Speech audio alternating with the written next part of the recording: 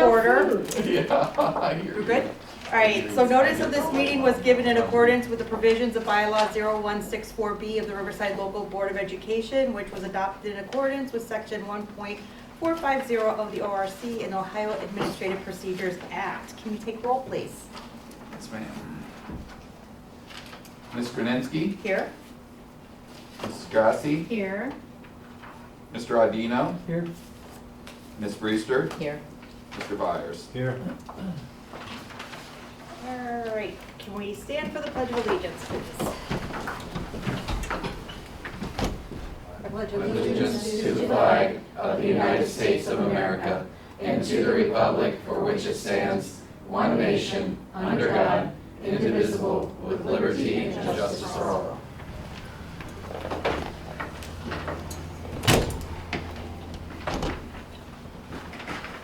All right.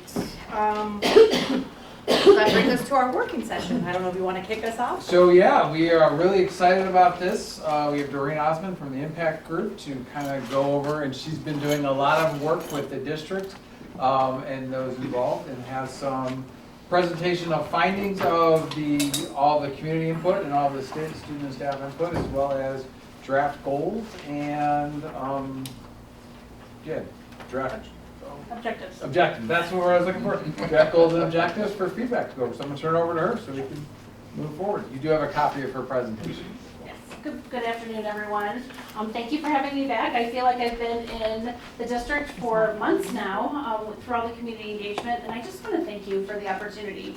You have a great school district. Your students are incredible. I've loved talking to your 4th and 5th graders all up to high school.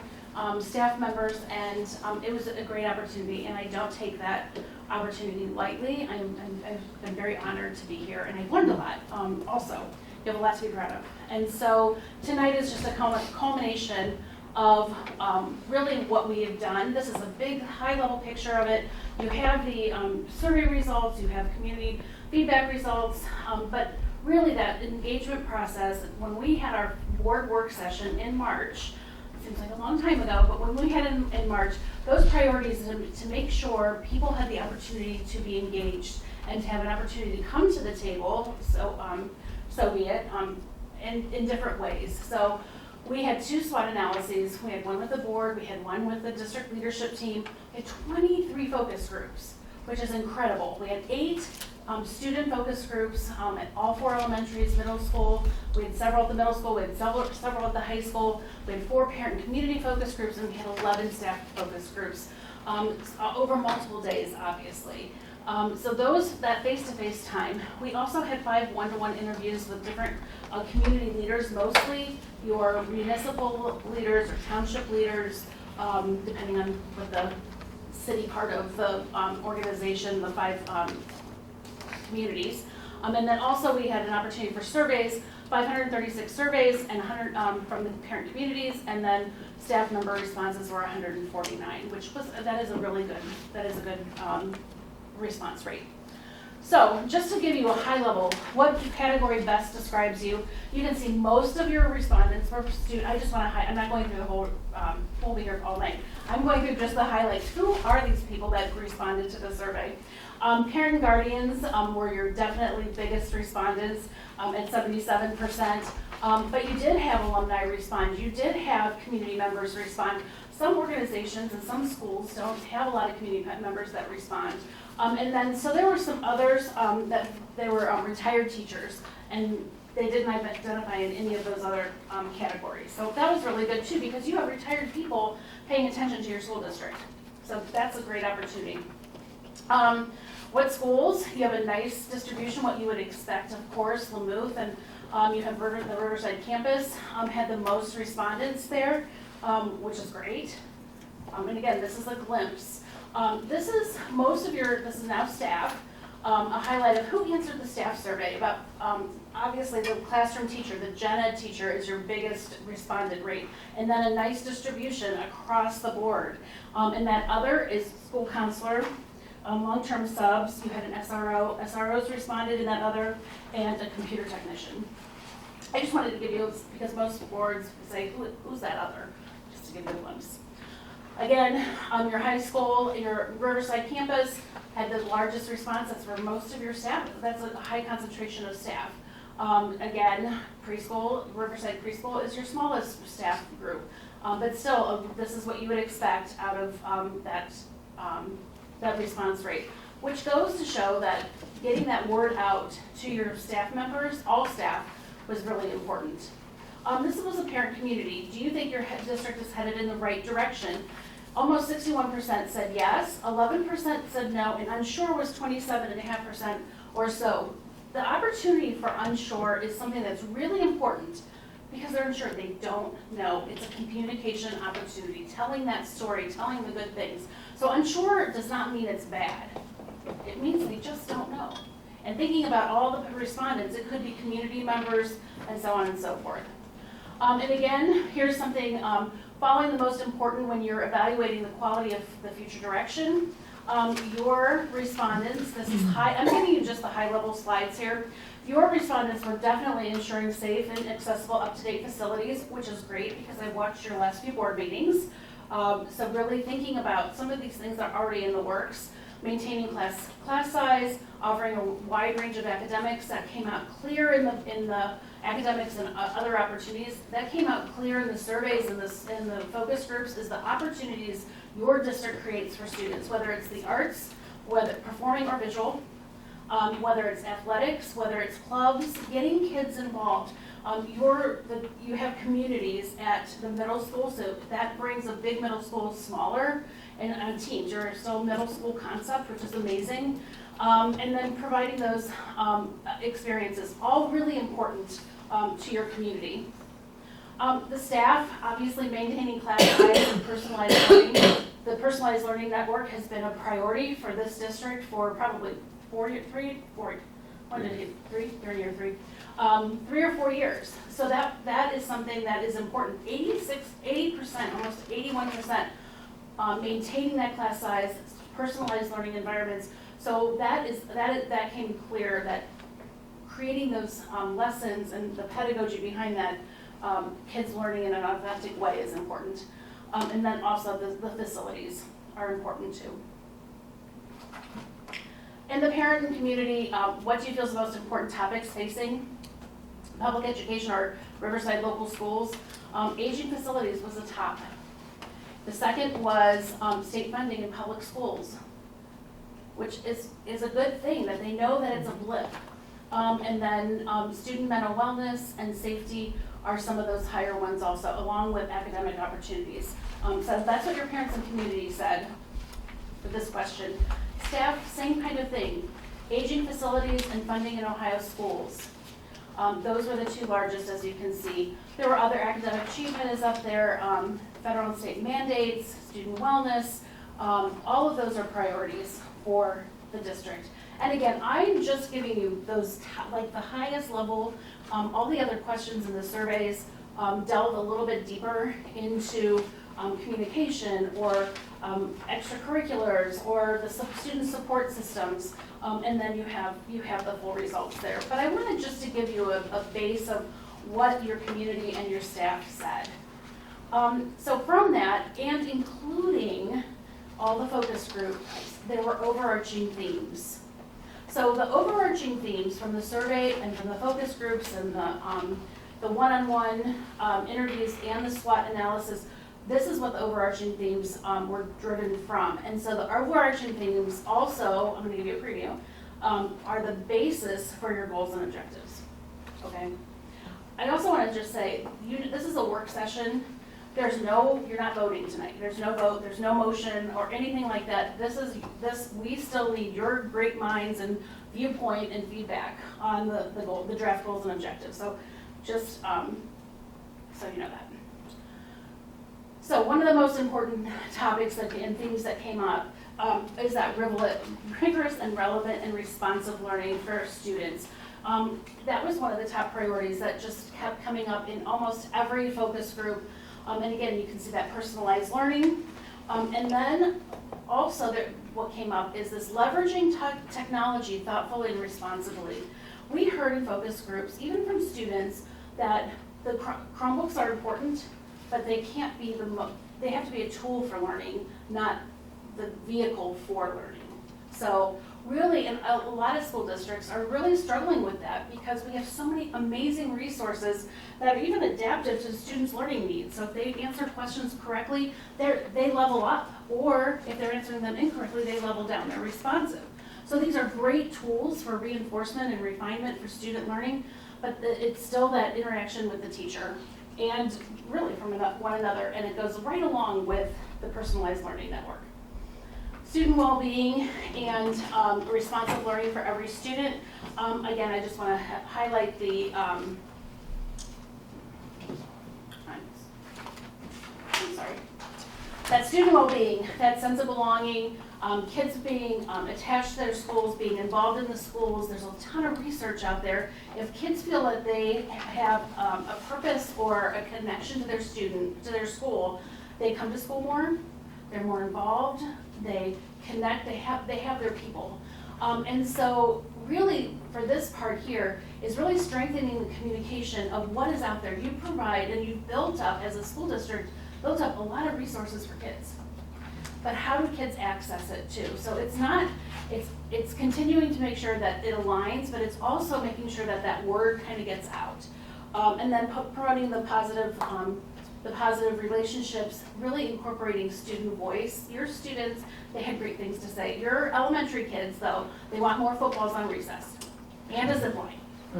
So we talked about what strategic planning So is. did Dr. Thompson. Yes. So I was a 5th and 6th grade teacher, 4th, 5th, and 6th grade teacher, and I back in the day we had to do recess as part of our day.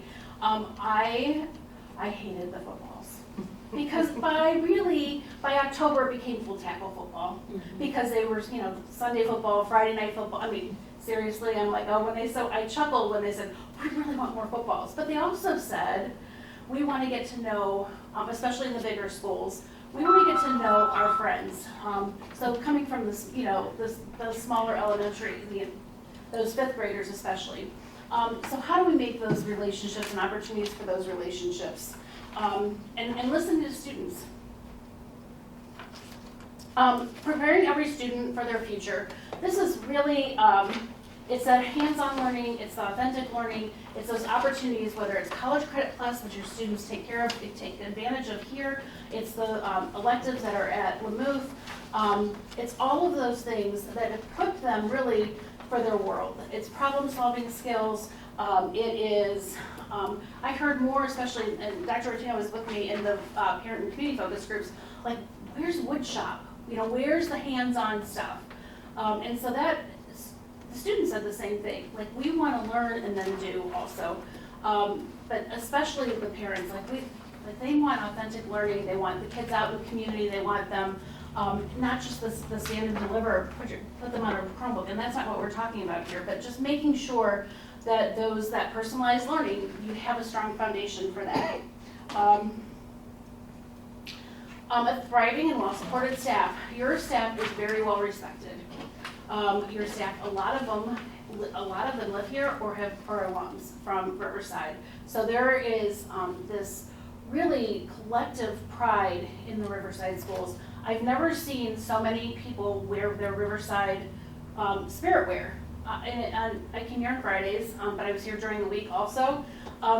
It was not like if they live in another school district, I didn't see, not that there's anything wrong with Chardon. I mean, Andy Fetchak was I was his first principal. So so anyways, I didn't see other districts. I didn't see other schools. I had a school that I worked with a year ago, and the teachers are like, can you make it in the strategic plan that you're not allowed to wear another school's t-shirt or shirt here? And I'm not even just talking about privates, I'm talking about the other public schools too. So that was not the case here. I was actually talking to some of the Lamouth teachers about that. They're like, oh, that just isn't done here. If it is, then you're like, what are you wearing? So, but if you think about it, what message does that send? Kids are watching. Kids are watching at all times. And your peers are watching, and parents are watching. So I'm not saying you're going to Dr. Ortino's not going to mandate that everyone wears Riverside, because it's already here. So that's something to build on. I'm getting ahead of my notes. So anyways, but to invest in that professional growth, leadership development, more say, more voice in professional learning, building up their own leadership skills. I know that you have a robust professional learning. Also, teachers wanting time and to collaborate, but also providing supports for all staff members, meaning your secretaries, your paraprofessionals, your kitchen staff, your, what do you call your latchkey program? Latchkey. Ah, I got it. Every district calls it something different, okay. Latchkey, it's really making sure whether it's onboarding and mentoring, but that it doesn't just apply to teachers, but all staff. So that was something that came up. That unified culture, I think I hit on that part of it.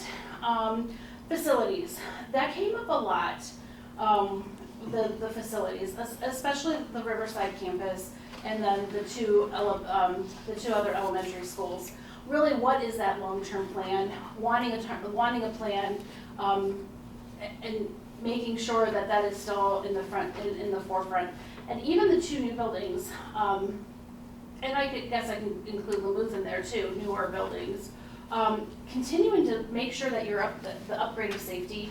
You have a great SRO presence here in the schools, but making sure that the notion that safety is never done. It's not a check the box. Hey, we have a secure vestibule, or we can lock down. We have whatever security thing is. It's that constant paying attention to that not only the physical plan, but how that see something, say something. That culture of this is a we thing, not what is the administration going to do to keep us safe. But it's really a collective responsibility. Financial stewardship. So these are just like they're not any aha moments here. It's just maintaining that financial stability. The discussions that you're continuing to have about how to fund schools, especially what I call the roller coaster of bills in the State House. Really maximizing the impact of district investments and supporting student success. Transparency and clearly communicating about the fiscal responsibility. The Treasurer's website, there's a lot on there. Anybody can find it. I just don't know if anybody knows what it means. When they click on, you have the checkbook, right? Yeah.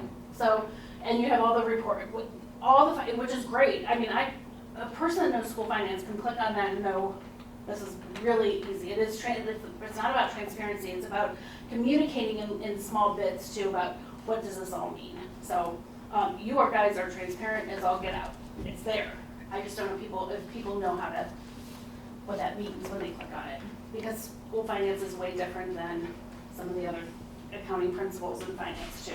So communication, really strengthening communication, especially with your non-parents. Also making sure that the schools all have consistent information, especially when it's a district-wide initiative, and then fostering that culture of two-way communication and explaining especially the why of things, like why behind a decision. So after the decision for the how funding schools, like the why of that. Why are we doing it this way versus that way? And so things, and making sure that history is constantly there. Community connections, again, connecting with the community. You have a lot of community people that are like, oh, people just need to know. How do they access being able to help and being able to engage, whether it's in a small way or in a larger way. And then being able to make sure to leverage those partnerships. And then really positioning, and this is something that I reviewed our notes from the board retreat, positioning Riverside as that destination district and as this community hub, because it is joining those 5 communities together. So that was the theme, and the last one is navigating this landscape. I don't know if it's because of the timing of when we were doing focus groups and what was coming out of Columbus and all this other stuff, but that rose to the top, especially in the community and staff focus groups. In the staff focus groups, that's good because sometimes staff don't know what's going on. So I thought that was a good thing. So again, those are the themes, and how I got to those themes, how we got to those themes is taking all of that stakeholder feedback, and then we coded it. And then we were able to identify those. Does anyone have questions about that? So, I'm going to introduce the goals and the objectives. So, taking all of that, Phil and I said in the workshop, the board workshop, it was, we take all of that information and we draft the first draft of the goals and objectives. And then your administrative team, including your principals, all of central office, treasurer's office, everybody got together and we all heard the same thing. We did the same, I gave the overall themes, and then they really got into the refinement of the goals and the supporting objectives. So there's been a lot of back and forth. It is not done. The intention is not to be done tonight.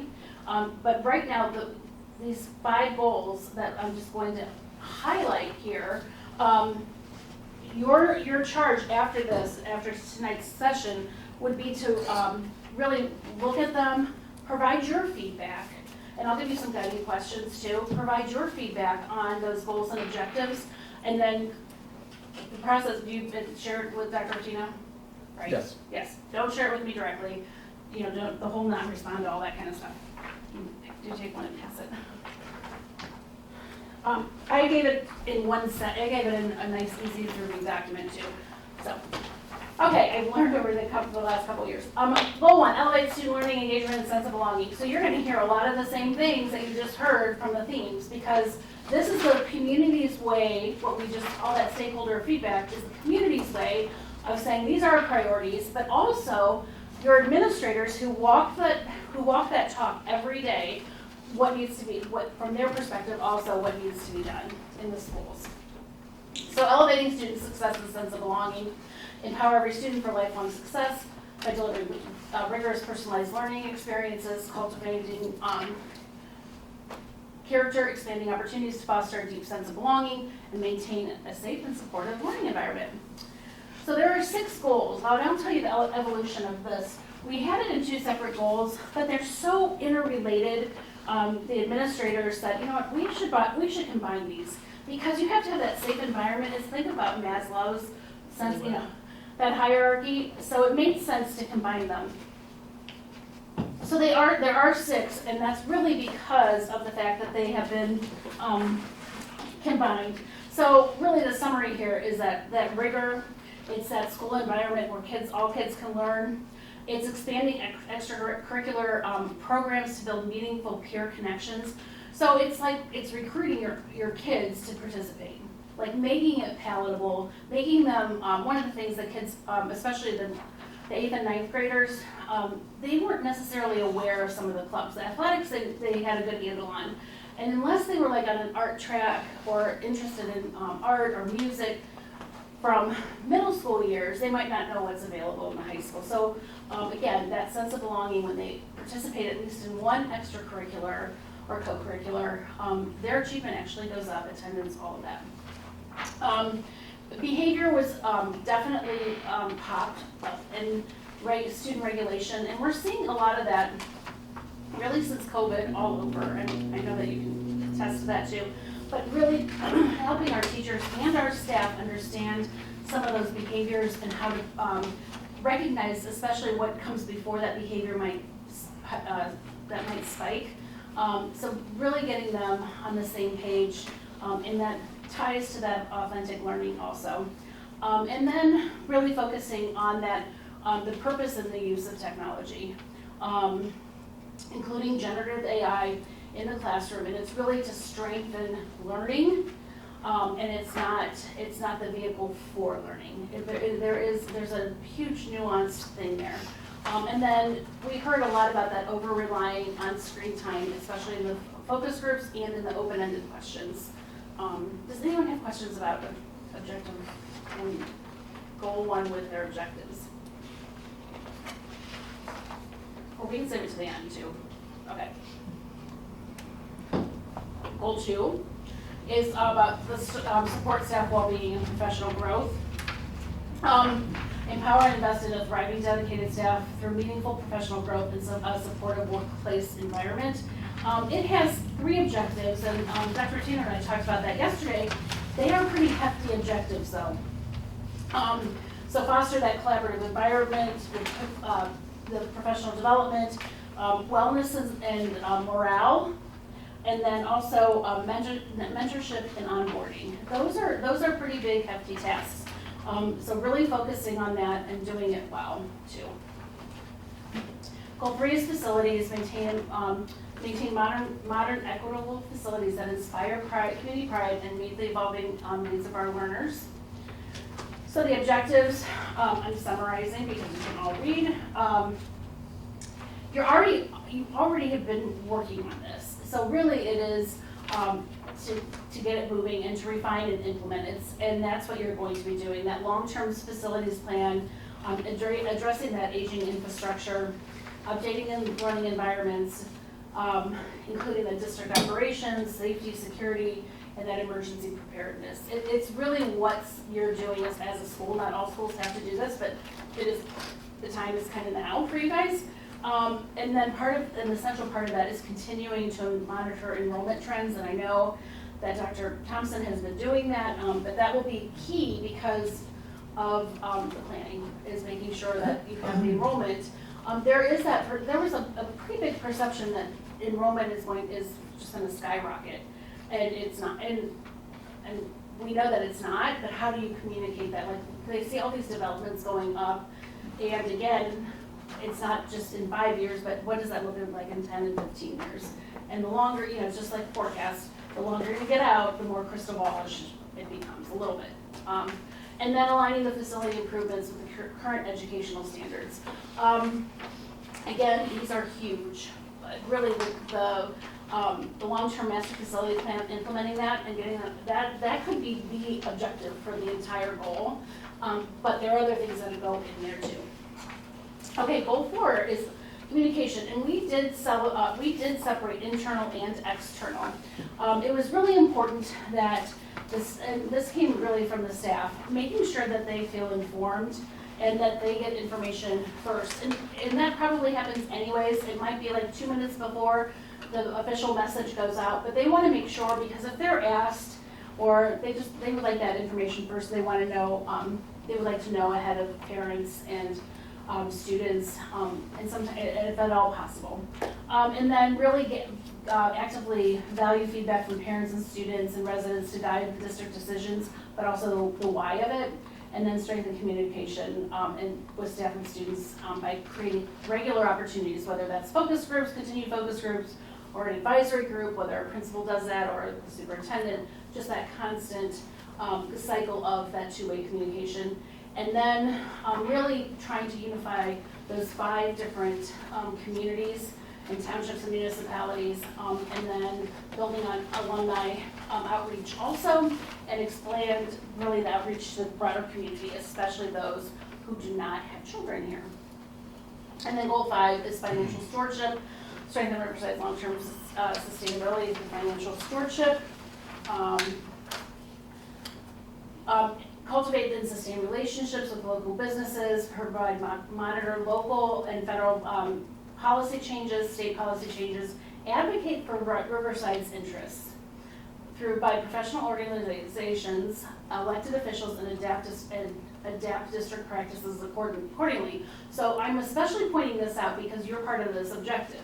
So how do you do that? You do that through OSBA. You go to make sure that you're informed, making sure that you are being prepared to make decisions and to vote on that. How your superintendent and your treasurer and your principals do that is through their professional organizations also. So that's BASA, that is the Ohio Association for Elementary School Administrators and Secondary School Administrators.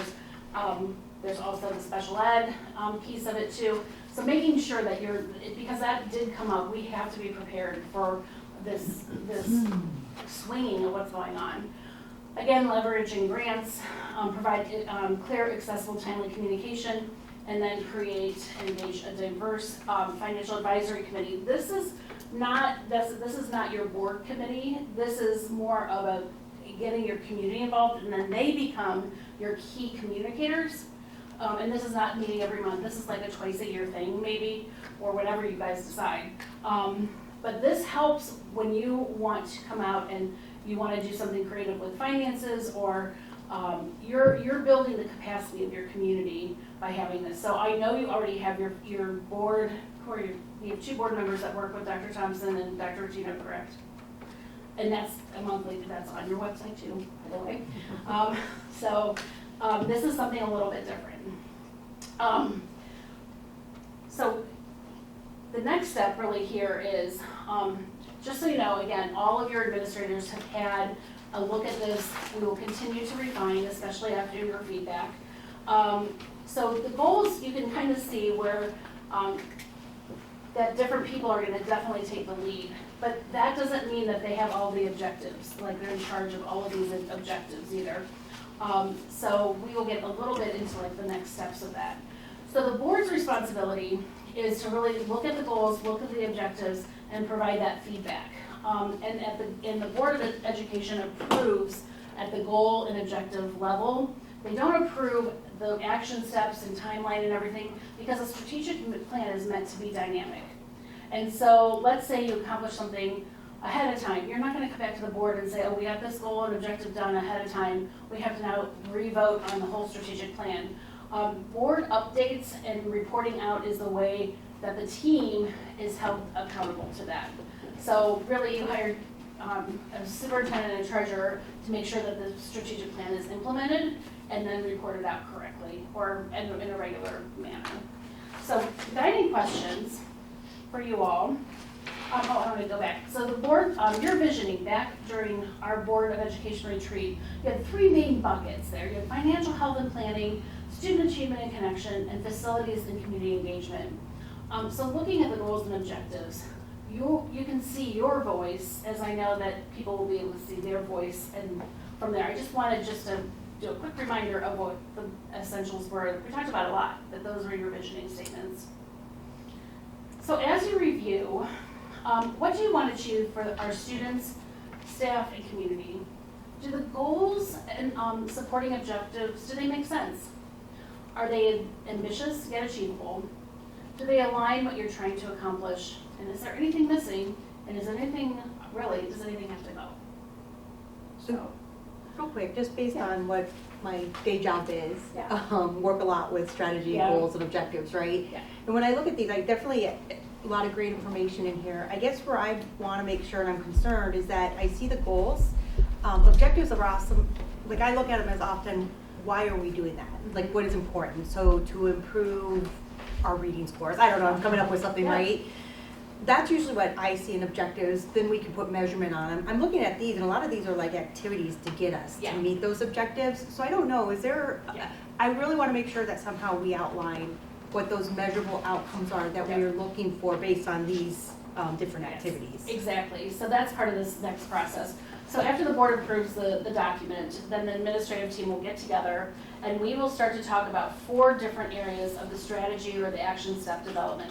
And that comes with baseline. So what is your baseline? So looking at an objective, whether it's 1.1, which is pretty heavy in academics, what is your baseline? So we have a ton of academic data in Ohio schools, a ton. So what is that baseline? And so I also encourage during this process, in that measurement piece, to say, okay, how do we know, what does success look like for this objective? So we have our baseline, but then what does success look like? And begin to, they're not true KPIs, but they start to become like maybe 3 to 4 things that, what does that look like in measurement? And then how can we use that baseline to make sure that we're gonna get that and feed what does success look like? And then from baseline, we go into recommendations, like what do we want? What should the strategies be? How to improve the current state? What resources do we have? So that talks about the budget. And what are some other, these are just highlighted questions, and what are the recommendations? And then for the implementation stage, at the end of the day, how are we gonna put these actions into place? So that all comes as, because this is going to be probably a 4 or 5 year plan, 5, I think. They're pretty hefty goals and objectives. So we don't, we'll take like year one, we'll start to put timelines to it. We'll take year one, and that's what will be the priority for year one. So we don't do this all at the same time, because first of all, you'll never get anything done. You'll become overburdened with all of the stuff. It should really support what you're already doing, but take it to another level. So it's a little bit different. We used to do the spelled out action steps for everything, and by year 3 and 4, the action steps, and they were obsolete. So the strategy development is what your leadership team will be doing on a regular basis. So I look at this and I think it's really lengthy. It is. You know, like, I was playing around with number 2, for example. And I look at it and I say, I don't know, if I look at 2.1, I can bucket that down to a few words: prioritize strong professional learning environment. You know, like, by making this a little bit smaller and by making it so that some of these actually have metrics already in them, Yeah, I think this is really too much. that's what I was kind of getting at. I think what you just said, you said it Um, much nicer. Thank you. I mean, from my perspective, this is 1, 2, 3, 4, 6 things under goal 1. That's, why can't we just have one? Like one thing, we are gonna elevate student achievement. And, I mean, it's a lot of stuff, It is. which then makes it almost untenable for people to achieve, because there's so many things. We are now looking at, well, we just might as well do everything. A strategic plan, from my perspective, and what I've always been taught a strategic plan is, it's 3 things. 3 things, 1, 2, 3, we're gonna do this, and when we do that, and we've accomplished those to the metrics that we've set out, really short, 1 page, we're gonna move on. Like, we've successfully implemented that strategic plan, we're gonna move on to a new one. I feel like we're doing too many things, and now it's just, again, it's a document that it's not really a strategic plan. And we're also not starting at square one on some of this. No, For we- example, no. personalized learning. No. We've got quite a foothold on that already. You do. So the question becomes, how does that fit into some of the other goals? And, you know, part of that is, you know, differentiation, how we're meeting the needs of gifted. I mean, I know what you're saying, trying to, Especially gifted. I mean, Compact it. when I read all of this material, and I read it all, and I took notes on every single page, a few topics came out: accountability, academic rigor and success, and facilities. And, well, I mean, finances goes along with it, but it really wasn't, but that's part of all of that. I just tend to think it's unwieldy for me. And I think that's been part of our issue with our previous strategic plans, is it's not short and concise. You know, I had an example of an organization that did a strategic plan once, and their strategic plan was 1 word: merge, right? And that's all they needed to say in order to figure out how they were going to get to their next step. That was what they were gonna focus on. It was it was concise, it was easy, it was like, okay, that's our focus for the next, we've gotta figure out how to do this. I'm not saying it's not good work, we've done a lot, there's a lot of good data in here, I just don't know we're there yet, from my perspective. And we do a lot of strategic planning in the nonprofit world, so. Yeah, like- I am part of the Martha Olin Jennings Foundation, done 5 plans there, so, yeah, so I do hear what you're saying, but we also want the work to be the work too, to get to that goal point. We can go back to the drawing board and refine, to make it simpler. There are 6 objectives because we combined 2 goals. Student well-being was very important. If you read all of them, you know, student well-being, student mental health, feeling connected to their school, that was a priority of people. So that did rise to the top. And I think maybe what happens, so when I think about the district, right, to Belinda's point, it's maybe 4 things, right? And then maybe when this goes to one department, they say, well, here's my things underneath it. And I think that's as I look at this. So for instance, in my organization, we have our overall Yeah. plan, but then when it comes to us, we then say, okay, in our organization, we're gonna do X, Y, and Z. When it goes to the other group, they're doing X, Y, and Z, all of it to go up to that top. So maybe that's what it is that, because when I look at some of these, maybe some of them are, you know, for curriculum, some of them are for, finance, some of them Yeah, are they for are. communications, right? So it almost is like, let's create that top level, and then let each department parse out what they need to do to make sure that we hit our, strategic vision overall for I the think when you district. think of schools, I think you do see all those different components put together, and that's kind of how I see it, like you were thinking. Like Goal 1, yes, that's a focus, and that's our everyday task, but that's really focused by the curriculum team Mhm. and all the work they do and all the work that goes on in the classroom. When you look at Goal 2, and it talks about support staff and well-being and professional growth, that's getting more to our HR side of practices, our administrators, and There's a all of that. communication thing in here. Communication Yeah. is really our I mean, yes, it kind of ties into everything, but I can see, like, the person we assign that communication goal to, that's an easy one. You know, who we assign the facilities goal to and work with that, I think we have people who work on that team, but that's a different team. They all support Goal 1, absolutely. We all go back to Goal 1, which is why we combined it and made it the most robust. But I don't think we can get to Goal 1 without some of the other things that come out of it. And, you know, I think Goal 1 is Goal 1 because that's what we do. But all of the other things, yes, they are supporting of that and to it, but our ultimate goal is, you know, to prepare students for their future. And I think getting to that point, this is where that kind of does help some of that.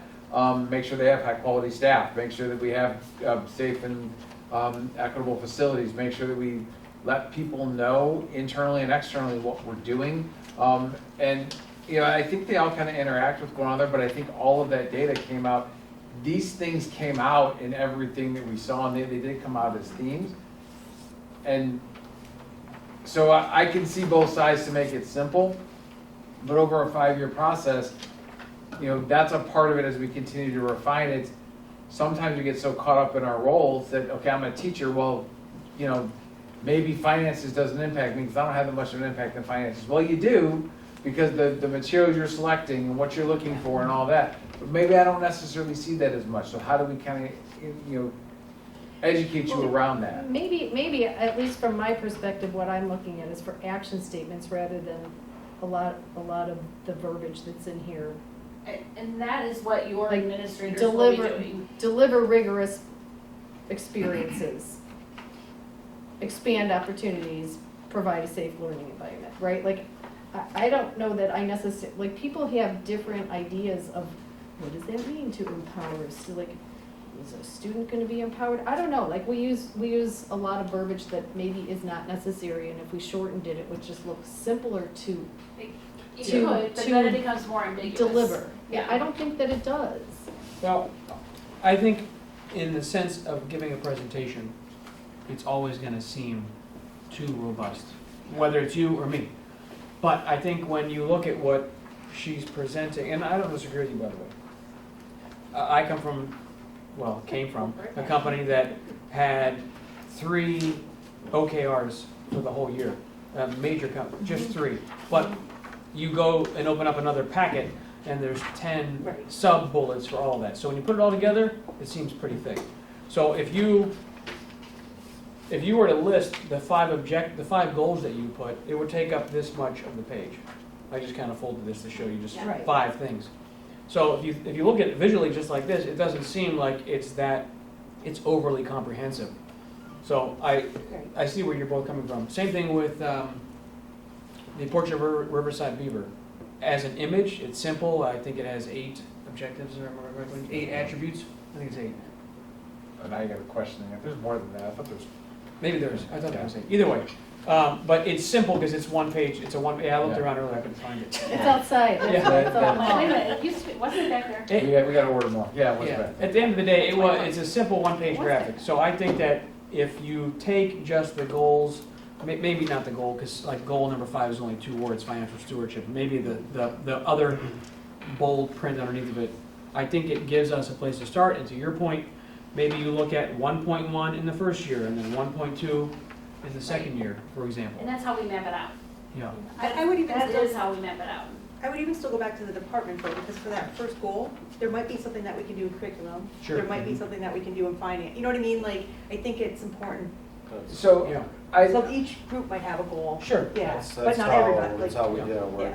there's overarching Every group will goals, have a goal. and then, yeah, every department has, how do we help get to that goal?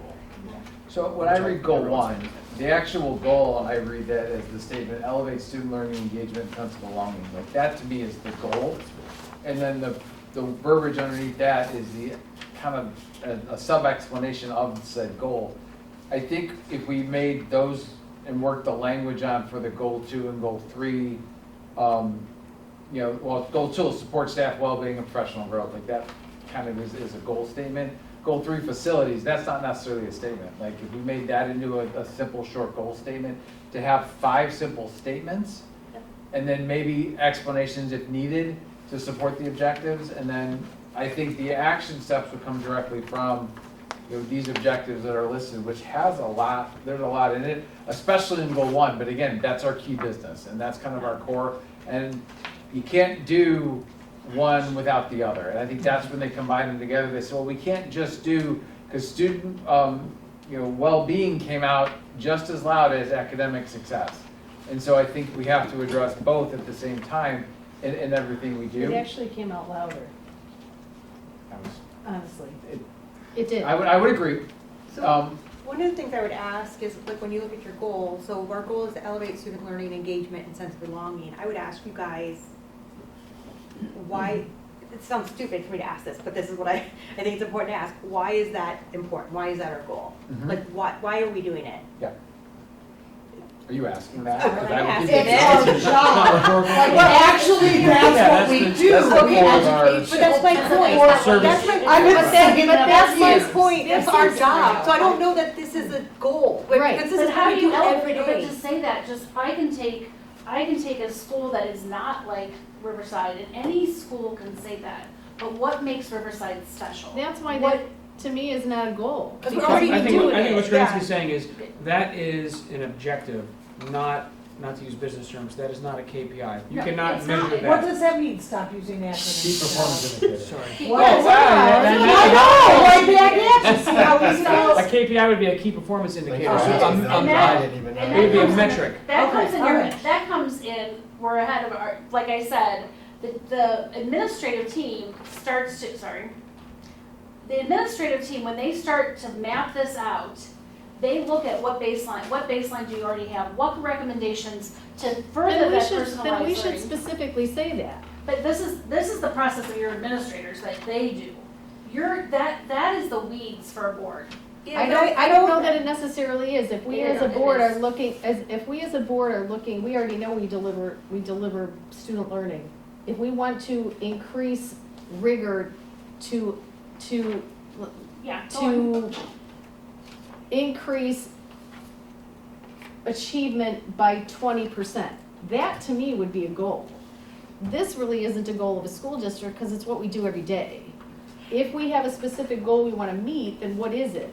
Increase achievement by 20%? Well, it depends. On that first one, 1.1, what is the baseline? And then what are those specific recommendations based on 1.1? The It goal is could to- be, your eighth grade math scores are something to look at. They are. They're across all of Ohio, okay? So you're not only gonna focus on eighth grade, you're gonna also make sure in those that K3 indicator, of early literacy, not only that, but what your KRA, so the kids coming into kindergarten, what are you doing before then? So those are recommendations, and then when are you going to implement that? Yeah. So But I think that- that is what your administrative team does. That for me is like something that we're supposed to be, gosh darn it, doing every single day. But to pay special attention to it, We should be paying special what- attention to it every day. Every day. yeah, but looking at your score, and looking at your scores too, and I'm just taking one piece of academic achievement, because they stop testing, like a lot of the data is done after grade 10. So how many, some of your indicators there, how many kids are going to CCP classes instead of staying here? It's not just your test scores. What is your attendance issue? You know, those are things. What are the opportunities? You're actually having on-site CTE classes here, which is really a cool thing. So how do you keep those recommendations? I do hear what you're saying, but if you have no specificity to any of that, I caution, just, first of all, as a 35-year educator in public schools and doing this for the last 2 years, I've seen some of my clients that smush it all together and they can't even get started because it's so big. But I'm not talking about smushing it together. Again, I don't know that I can say this is a goal for us because it's what we do. This to me is more of our mission. Elevate student learning, And it should be the engagement goals. and sense of belonging. That's our mission as a school district. So to your point, that's what we do every day. So then my question would be, what is our high level goal, that one piece that'll help us get there, right? So I guess, yeah, I just have trouble saying this is a goal because I mean, it's if I so- were- So I realize that is, we do this every day, but the key word is to elevate from the baseline. Is there, would you say, yes, this is our job, this is what we do every day, but there is absolutely nothing to improve on? No, I'm not saying that. Well, I I'm know, saying but there's a that's- goal in here. I know, the goal is to elevate from the baseline. It's too Yeah, vague.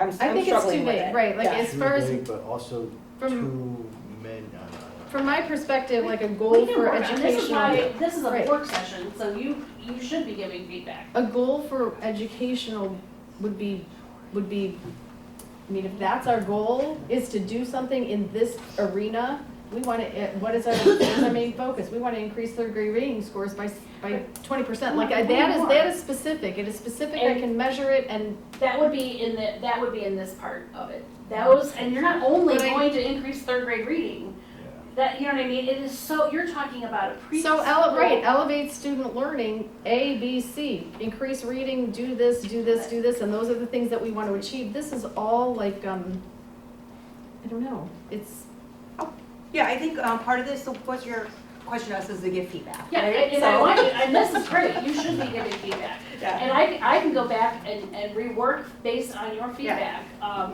And your feedback is not only speak now and forever hold your peace either. You're not It's voting really- even in the right. next meeting, you know what I mean?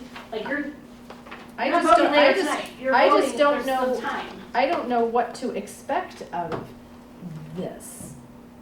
Like, at the end of it, we should be expecting some metric to be Well, achieved. Right, there's more slides, absolutely. we should probably get through them. Yeah, yes, thank you. So But I would go say on. too, I think it gets back to what the visioning process was. I mean, what does this look like is we want Riverside to be that destination district, but what does a destination district look like? And it's not just test scores, No, but it's test scores and safety, it's test scores and all, yeah, community pride, community, and passing levies. all of those things, and I think that's what makes a lot of this ambiguous and challenging in all the case, because if it's just, hey, elevate 3rd and 10th grade test scores, that's pretty easy to do. If you're I mean, only I look- focusing some on that. I look But at what a is it all strategic about? plan I think maybe a little that- bit differently, and if Yeah. I was to say, what is the most important thing this district wants to do, I would say, we've got one goal, get new facilities, period, end of story, and I'd be done. You know, get new facilities, increase test scores by a certain percentage, whatever, I'm finished, like, it's so much stuff, we're trying to touch every topic and every subject, and you can't have a strategic plan that does that. You need to focus, laser focus on these 3 things for the next year. And your team, well, it's 5 years, so it's a 5-year plan, so that's why you're mapping it out. That's why your administrators are mapping all of that out. And so you made a good point. Let me get through the other slides. I'm gonna skip over vision, mission. So your team, after you approve it, after we refine, when it's acceptable to you as a board, at the goal and the objective level, your team is coming together in August, whether we'll have enough to work with, probably, we'll be close, and looking at establishing the baseline, we're gonna go over a timeline. So you will see that there's a time frame to this. So what are the priorities? So we start to prioritize because you can't do everything at once. Even raising 8th grade math scores or 10th grade scores or raising government, looking at government, where looking at geometry scores in the high school. Like, what does that look like? What are your indicators? So we map it out by time frame, and then we assign a lead and a co-lead. We want to have bench depth. So that is all mapped out, all right? And then we put it all together to make sure that you're not doing everything at once. So this is one of the progress monitoring tools that we develop for clients, is having the goals and the objectives, and then you map it out. So there's baseline, recommendation, implementation, and then measurement. And then there is a second tab to that, is being able to report out where you are in your progress monitoring for each of the goals and the objectives. So it has your timeline, it has your baseline timeline, and it goes out, and you will automatically, it's helping for accountability and resources. So we talked about, I think somebody mentioned, if we just had the goals, so we produce, the strategic plan document and also poster creation, which doesn't really, it's just for communication strategies.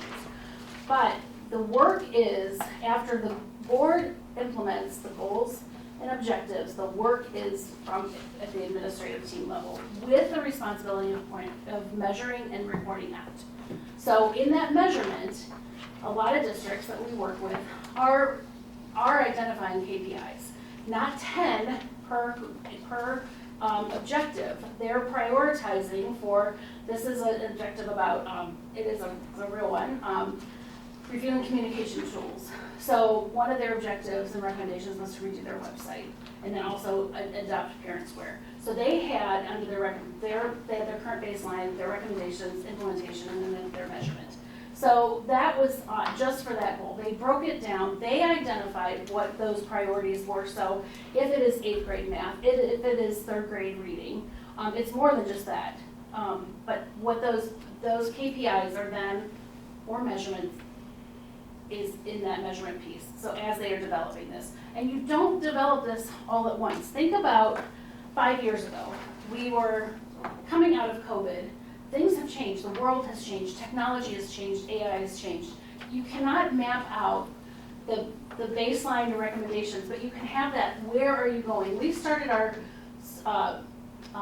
board workshop in, if you don't know where you're going, how do you get there?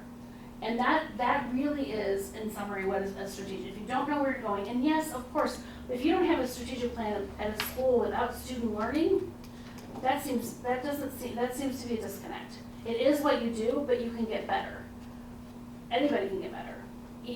Even the top district in Ohio is working on getting better. And it's in their strategic plan. So,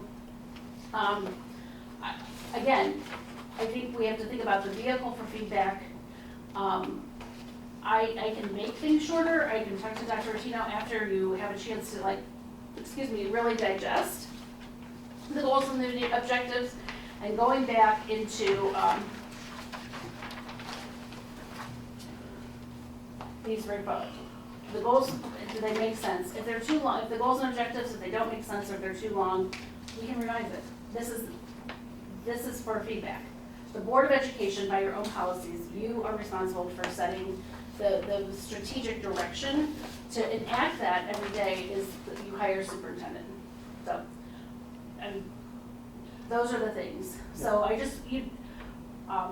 worked with your administrators. You have a really good, capable, the conversation was wonderful, actually. And the back and forth and the refinement, they're very thoughtful. I think we can do whatever. what we don't want to get lost in translation is to take away from the hours of work that you and your team did. Well, it doesn't matter. I know, You're my but client. it's still worth noting, okay? So, don't want that to get lost in translation. I also think that there's a happy medium. We don't want to swing the pendulum so far the other direction that a strategic plan, those are very on-purpose words, it can't just be a slogan. It can't just be 1 or 2 goals. It has to be, there has to be some robustness, if that's a word, to the plan. So, again, I don't personally think that the whole package is too much. I think that maybe we could gift wrap it a little more tangible for the community. I think the graphic that you showed on there, maybe not necessarily, maybe we don't align on all of those goals per se, but the concept of the visual, I think, is great. But at the end of the day, a strategic plan should have some page turning involved in it, especially if it's for 5 years. Well, that's the point I would make, is when I do this for work, it's for 1 year, it's for myself, and it should be a much smaller list of items, but this is for 5 years for, so, maybe it needs some work, but we'll get there. We will get there, and that's really, this is your first read on it. I encourage you to think about, and how do you want that, Chris, do you just want them to email you their thoughts, and then you'll share them with me, or? Yeah, we can do it that way. Let's do, kind of as you start to digest it and have some ideas, let me know, I will compile them all and get them into some sort of document. What day do you want to find? 10 PM tonight. Yeah. No. It won't be. She's already getting her phone out to text things. Lori's leaving this week, so no. Well, I would like to have this up on, July, so let's look at when the July meeting is here. 23rd. July meeting is the 23rd, so it's by the 10th. That's 2 weeks, and a little more. And do you want it electronically? Is that easier to give feedback? No, it's easier to say it out loud, but. Well, I can do it out loud, I mean. Text to speech. Yeah. That'll work too. Are you're referring to us giving feedback? Say Chris, he can write it down. Yeah, I'm referring to, for you all to have feedback, because quite honestly, the administrators have had the opportunity for the last week and a half or two. Now we kind of cut it off last Friday, so we were ready for today, but we were still refining on Friday, so, or Thursday, sorry, not Friday, it was a holiday. So we were still refining after a week. Just, so You'd it like doesn't feedback by matter. July 10th? Yes, When it are you does. back? July I'm 10th. back July 1st, so. I'll put some time in when I get back. Yeah, and So July 10th, if you guys could have feedback to Dr. Attino, please? I'm not on the camera. Is it for day ahead? Just kidding. All right.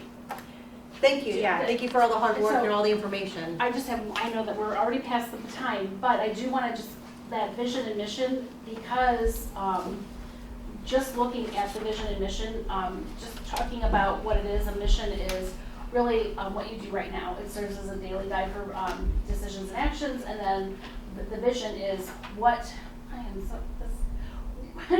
what the world looks like if you succeed. It's really the future, it is future focused. And using what you've been using, the recommendation really was educating excellence in one community, pursuing greatness, and getting better every day. Thank goodness. So this would be like baked into the strategic plan. You know, this would be integrated, the vision and the mission. These are things we've always used, and they've just kind of been out there and never truly identified. We do have a formally adopted mission statement, which is longer than goal 1, to be fair. But really has a lot of that education lingo and a lot of wordsmithing in it. And we wanted to, I think my goal was to keep it simple, keep it concise, keep it to the point, and make sure that it's recognizable and it fits it. And I think that's kind of where we get to it. And it sounds like that's the goal of the board with some of the other parts of the strategic plan as well, is to shorten it up, condense it, and hit some of the highlights. And I think when you get a group of educators in the rooms working together, we want to fix everything at once. And so the focus on specificity is important to get to it, because I think we can see all different types of access to it. So I think that's a welcome addition. This has to reflect your district too. It must be a reflection of the district. You have a lot of community feedback for this, and so part of it is that you want to see, you want people to see their voice, or their, at least those themes that came out in those discussions too.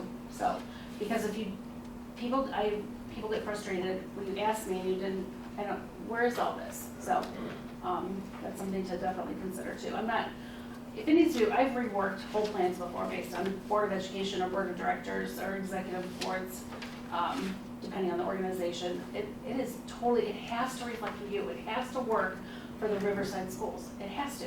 Otherwise, it will sit on a shelf. So, And your feedback is important, and it needs to guide the district. So, but I do need, I will, by the 10th, that would be great. Great, thank you. Thank Thank you. So next meeting announcements, we'll skip closing items. So motion to adjourn from work session at 6:06 PM. So moved. Second. Thank you. Can you call the roll, please? Mr. Byers, Aye. Ms. Brewster, Aye. Mr. Ardino, Aye. Mrs. Grassi, Aye. Mrs. Krasinski. Aye. Motion carries 5-0. So before we begin, there's no public here, or as long as we start, we can't start before, we can start after. Does anybody need a quick break? Yes, Good, yeah. yes. We have 5 minutes, please. If, I did bring copies of all of the feedback if anybody wants it. Yeah, I did want Yeah. to Yeah. see a little more. I know some You guys people want- print it How do you out. want us to? Yeah, snap some back. Just There's this? one each. No, You don't want one. water? I think we have some, Jim.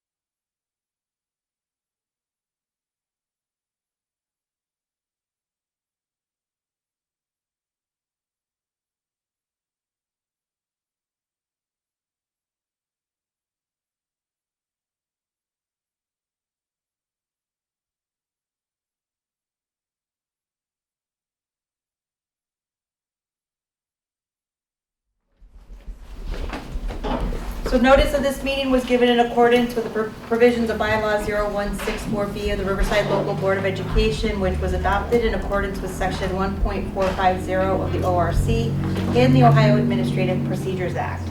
Can you please call roll? Mrs. Krasinski, Here.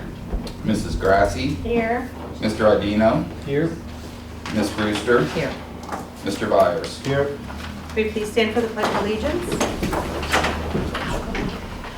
I pledge allegiance to the flag of the United States of America and to the republic for which it stands, one nation, under God, indivisible, with liberty and justice for all.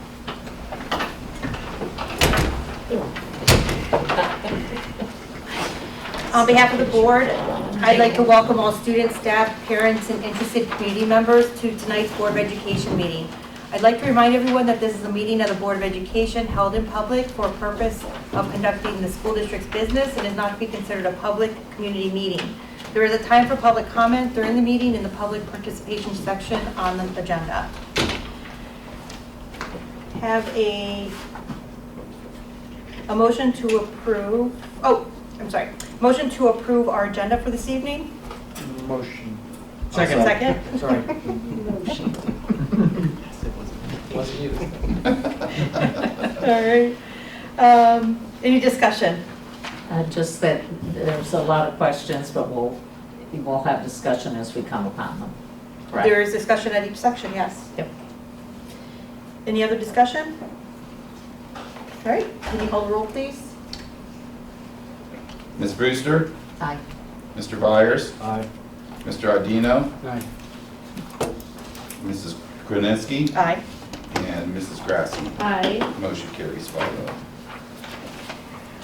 Great. I'll make a motion to approve meeting minutes for May 13th, 2026, May 21st, 2000.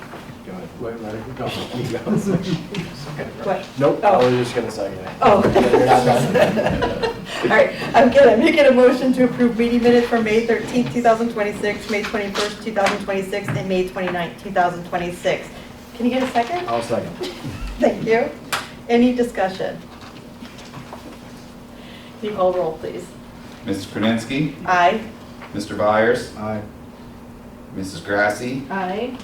Ms. Brewster, Aye. Mr. Adino. Aye. Motion carries 5-0. Brings us to special reports. I do not have any special reports because we covered it in the work session. All right. That brings us to unfinished business.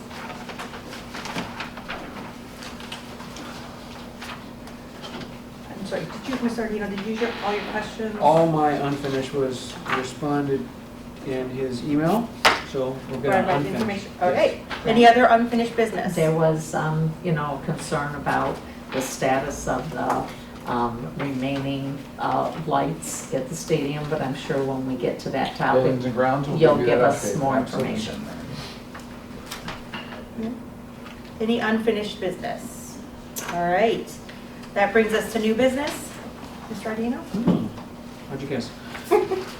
Okay, so I thought it'd be important for us, after some discussion in curriculum and programming, discussion on identification and selection of curriculum and programs, and basically just giving Dr. Rotino an opportunity to share with us the vetting process and how they go about it, and maybe we can find a way as a board to reinstill, and I'm use my words carefully there, to reinstill some confidence for our teachers and staff to feel like they have the autonomy with the administration's approval to pick content and curriculums that best suit the needs of students today.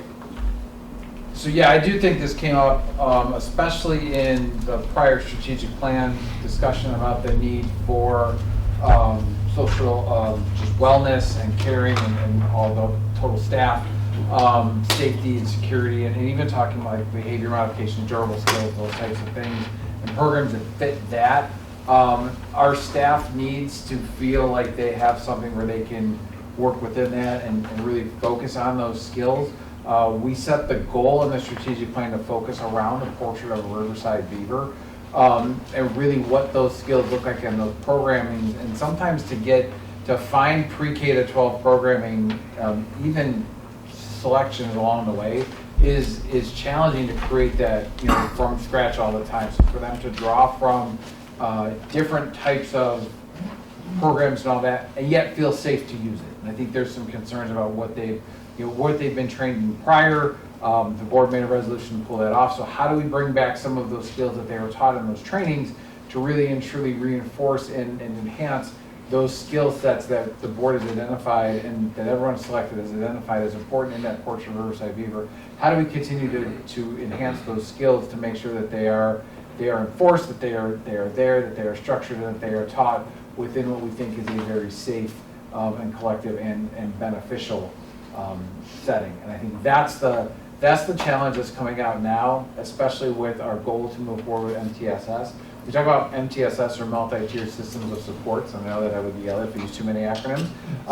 There's two parts to it. The first part that we have pretty much down is the academic piece and the academic component. We've got our tier 1 or our base level, kind of prescripted instruction, what we expect everyone to get to within 80%. And if they don't get to that 80% proficiency, then we put in interventions, and then we tier 2 and tier 3, depending on where we're at and how they respond to those. I think it's this next step, which is the behavioral component, which it fits in one, and it really is. They do have to work together, because if the behaviors aren't there, then the instruction may be really good, but if the behaviors in the student isn't there, then how do you know like what you're doing is working? So really establishing what those tier 1 behaviors are, and sometimes we have to teach those behaviors, and we have to really truly implicitly teach and how we implicitly teach those behaviors and those attributes and what we identify them as. So finding that set of materials and everything together to work with them that fits what we are, to make sure we vet it correctly so that it fits, overall, the goals, the vision, and the mission of this district, but yet still falls within a set that we can put out in front of our students and our teachers to say, yes, this is a tool that you can use to teach these, because as identified in we just talked a lot about it, and these are issues that come up, and I think that's where we came up with as a sticking point to our MTSS process is, where do we go now for what's our tier 1 to go to? In the academic side, it's pretty easy. We have our core-based curriculum. In the behavior side, we need to teach those skills as well and set those baselines of what do they look like and what do we use. So thank you for that. On the flip side of that, what can you share with the board and the community to instill a sense of confidence that the vetting process is thorough and all the content is age appropriate and not over politicized or even politicized? And I think that's the materials that we use, and that's a very challenging concept, because a lot of times curriculum companies try to make it for everything, and it's what do we vet, what do we use, and what do we put in our standards that come out and published out in our resource kits that we provide for our teachers to use. I think that's when you talk about things like behaviors and strategies and all of that, and social skills and just general collective gatherings, how do we make sure that we get that so that it is appropriate within the cultural context of the community, and yet makes everyone feel like they belong to that sense of community, and we are all one community. So that is something that we look through, and as we go through those units, we do have a group that works together with them to make sure that, hey, these are fair. There are processes and policies in place already. One of them is the Parents' Bill of Rights, and the board adopted that Parents' Bill of Rights policy, which has been recently in place, where things that are controversial, parents can ask. Parents can ask that they are opted out. Parents can file complaints, and they get addressed at that point as well. So there's a process for that too, for all of that that's there. So there are these things that are in place as of recent to allow parents to have some choice in what but yet still we provide some of those baseline skills, and we have a strategy to measure against, and to really look into, MTSS is a very data-driven process, so having that baseline data is important as well. I don't know if you're specifically referring to MTSS or just basically curriculum. I think part of the question that came out was, how do we vet curriculum, period? How do we vet a new math program, or how do we vet, what do we look at, what are the metrics that we look at? Yeah. I think that was more along the lines of what we had been talking about at the curriculum. The overall, not specific to MTSS. Not- Sure. not- Although that's what sparked the conversation. Right, that's part of what sparked it, but when we say, oh, we're gonna adopt, the board is gonna adopt a new curriculum for social studies, for example. How was that selected? Sometimes, we'll talk about it in curriculum, or you talk about it at the committee level, but I think the board needs a better understanding, I think, of what that vetting process looks like, so that they can feel comfortable that some of their questions are answered as, did you look at this, did you look at this, did you look at this, so that we can have a more thorough understanding of how that happens. And one of the things that, we did with the reading, we didn't have much choice. The state came out with a list. Melissa went out and looked at what are other districts using, bring in some samples, let teachers try it, and then narrow it down to a couple. And, just see what's working for our kids, because what works in one district may not be working as well here.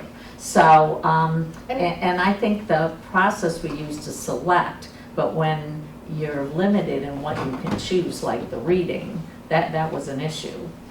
Because, it used to be you could choose anything you wanted, but the state with the science of reading limited your choices. But it's also helpful for board members to understand the process, so that Right. when somebody from the community goes out and they say, well, why are we doing this?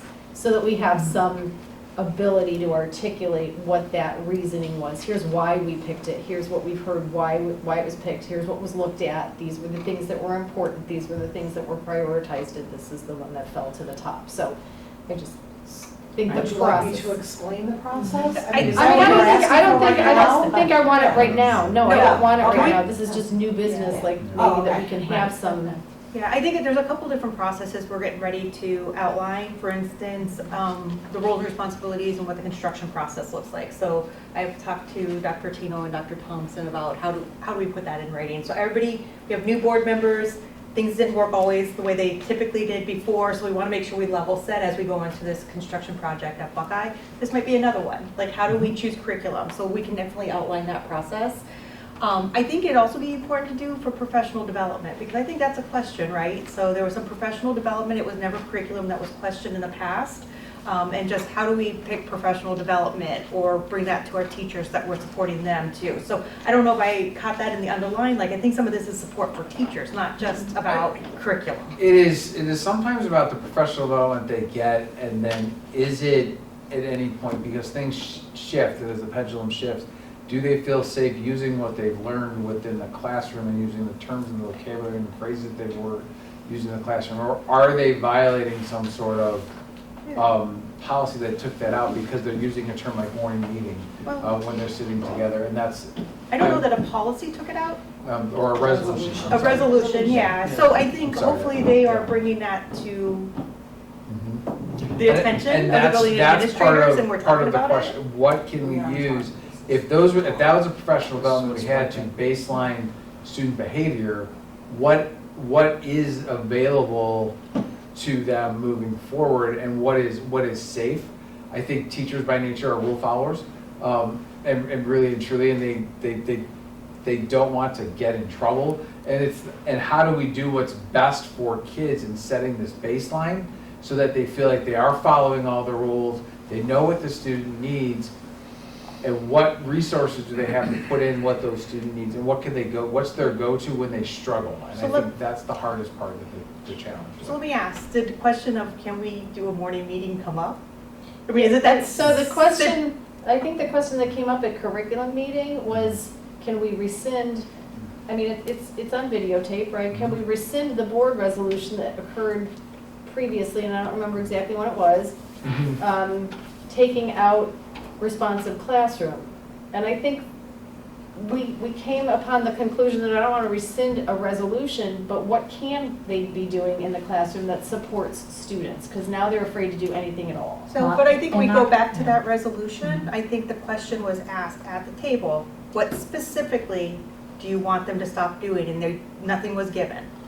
It was just remove the books from the classroom. One of the things that I wanted to ask is that I know that they've been using PBIS And so that is positive behavior intervention support. Did I get the acronym defined? So, you know, there's a lot of that type of support built in. I don't know what teachers have been doing since. The real issue before in doing some research on it and finding, you know, feedback from different things is that the social emotional support or learning, that was a little bit of a red flag because some parents did not want that. And one of the things that came out of this, if you're spending 20 minutes a day on a group for all students, there were students who needed intervention and, you know, in forms of remediation, but also students who needed some enrichment. And so that time was used. If you have 20 minutes a day, you add that up, you're supporting the academics first. But do we need to do these other things? And that's why I thought we had the PBIS going on. We had the supporting students where they were in their learning, because a lot of frustrations and concerns come out of that if they're feeling that their needs are not being met academically. And, but you know, throughout the year, I don't know. I mean, is that what they've primarily been using, PBIS? So PBIS is part of MTSS, and it's not a curriculum, it's not a program, it's an acronym for a strategy. So in order to implement any of those strategies, you have to have best practices. And so when we talk about what do we use to do PBIS, or what do we use as Riverside to do MTSS, we have to talk about strategies, professional development, best practices, maybe a curriculum. We have not yet picked a curriculum. We did do training, and that's what's being referred to here, was that resolution to remove the training and the materials based on that. Now, what I hear you saying is that we shouldn't be spending 20 minutes supporting students' behavior across the board, but that's actually what PBIS is. So if we're going to do PBIS, then we have to spend the time implicitly teaching behaviors to students. That was part of a morning meeting. Morning meeting, and that terminology falls under the umbrella of a curriculum, I shouldn't say that, of a program and strategies and best practices that we did professional development with teachers for, that they were instructed they were not allowed to reference, use, or have the materials in their classroom. So you can't have PBIS and not address social emotional behavior. You can't have PBIS and not give teachers professional development and strategies. So those two things, they have to come together.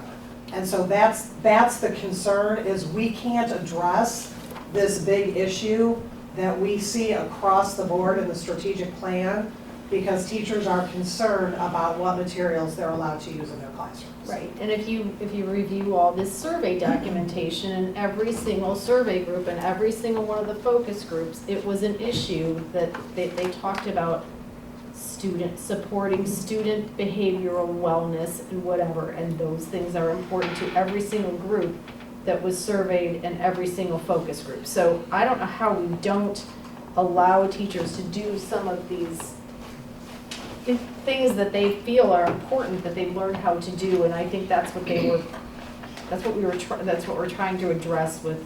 Yeah, so a morning this meeting to me, conversation. I think when my kids were in elementary, was circle time. I mean, they sat on a rug in a circle, did the same thing, it just didn't have a formal name of morning meeting, Yeah, right? you do the weather, you do a couple of different things, you Well, pull in some math you're not doing the concepts. weather. I mean, you're teaching behavior. How It's do you more grade each explicit, other? yes. How How do you interact? What do you do if you get in a fight on the playground? What do you do when this person's too close to you in circle? You know what I mean? So, again, but if we don't use common language, then when you go from kindergarten to first grade, They don't now you know. gotta learn what this means all over again. It just sets everybody back if we can't use common language, common strategies that have been identified as best practices. It's just a statement of fact. Right, and regardless of what the resolution did or didn't do before, it's not going, it didn't, when the resolution passed, it did not add 20 minutes back to the classroom and academic learning. So it didn't solve that. And I'm not saying it needed to be solved. I think the 20 minutes were probably extremely valuable. in the sense that it was addressing a specific thing that got the day set up. And in today's world, it's a lot different than when any of us can remember being in elementary school, middle school, or high school. Things are very different today, and the students need to, teachers need to address that, and I'm glad that they are. And not to jump ahead, but when we discussed MTSS, one of the areas for improvement was behavior, and I think Ms. Ritt, you did a great job summarizing, and I'm gonna botch it now, but you were talking about children coming into kindergarten not having the, I shouldn't speak so broadly, some of them not having the behavioral standards that we're looking for entering into kindergarten. And it's programs, let me not say the word programs, it's strategies like you just outlined that help address that. And it also benefits, maybe there's a student who's a rock star, comes in as just a A+ pupil and follows every rule. But they learn together in that sense, and they're building a community in that time frame, just like you would sitting at the dinner table. You have 3 kids, 2 of whom are rock stars, one of them maybe is flinging food. Those other 2 children are gonna learn from that conversation that you're probably gonna have with your child at the table. So I think there is a benefit to the group aspect, specific to behavioral needs. And the objective of adding this to new business isn't to rescind or make a vote. It's for us to have the conversation we're having, so I'm glad we are. But, and I don't know what the next step is, and that's why we're having this conversation, but to at least start a conversation around how do we make sure that you and the administration feel confident in picking content, as long as there's a vetting process, which you've already outlined. I think that this hits it because when you look at any type of tiered system, we need a tier 1 before we can get to tier 2. We've got, Ms. Ritt, she talked about our tier 3 with all of our social workers or our signature health counselors who come in and work with our kids. And quite frankly, we have doubled the number of signature health workers, in the last 10 years, and that's pretty scary. That we have that many needs, and we are addressing the needs every single day. And in fact, I just had a conversation at the golf outing with Sheriff Dunlap, who mentioned all that we do with that, thanked us for it, and said he believed and he doubled down on it even at the jails and kind of all that. So how that combines and all of that that's there, yes, there's a need for all of it, but that's tier 3. We need to get tier 1 and what the baseline is to try to wean people off of those, so that when those services, when they graduate here, what is the next step and how are they successful in their world, and can we provide those services? And that's finding that tier 1 curriculum, or whether you call it a curriculum or strategies are we using at tier 1 that everybody should how do we work through some of that and teach those throughout, focused on, and I love using that Portrait of Riverside Beaver document, but focused on some sort of anchor document that says, this is where you're at and this is where success looks like. We've identified that. How do we get to that? And then how do we identify who needs supports and what do we put in before we get all the way from, okay, I'm throwing dinner at the lunch table, to all of a sudden now I'm talking to where's the middle?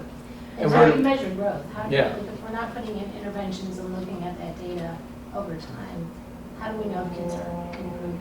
So right now we don't have that tier 1 to then provide research-based interventions that are going to hit our tier 2 and then try to decrease how many kiddos we need to have tier 3 types of services. And do we know what other districts are using for that? I mean, you came from Old East Lake, I guess I would like to see what's out there. Things Sure. evolve I think continuously. We've kind of, we've done a little bit of digging. Everybody's doing something a little bit different. So, our goal is to, look at those types of things that are available and decide what's right for us. In that process, we need your. And this is not one that's a straight off the shelf. It has to be Yeah. personalized to Riverside. Because all of these, when you look at what they all are, they can all get caught in the rabbit hole, they can all go down where we know is acceptable by our community. And I think that's a part of it where they all kind of sit, because they're trying to be so comprehensive. So where do we go, where do we sit at, what do we see as being, important and valuable kind of for moving forward, and what does that look like to. And are you talking, it sounds like the whole student body, but it looks different at elementary. Yes. And it even looks different at primary versus intermediate, Versus so, high school. so one size doesn't fit all, but yet there's common language, I understand that. But I also want, Cheerios as or Joe pizza, said, how you do don't you want do it to that? be controversial either, Right. so So I that's think the only issue. you're hearing from the board, we're okay for you to pursue something, We will because I pursue think away. we believe In that our teachers need that foundational piece, yes. for support, Good. yes, And our students. and our students, yeah. Okay, Thank you. thank you. That's it for me. For the next 10 minutes.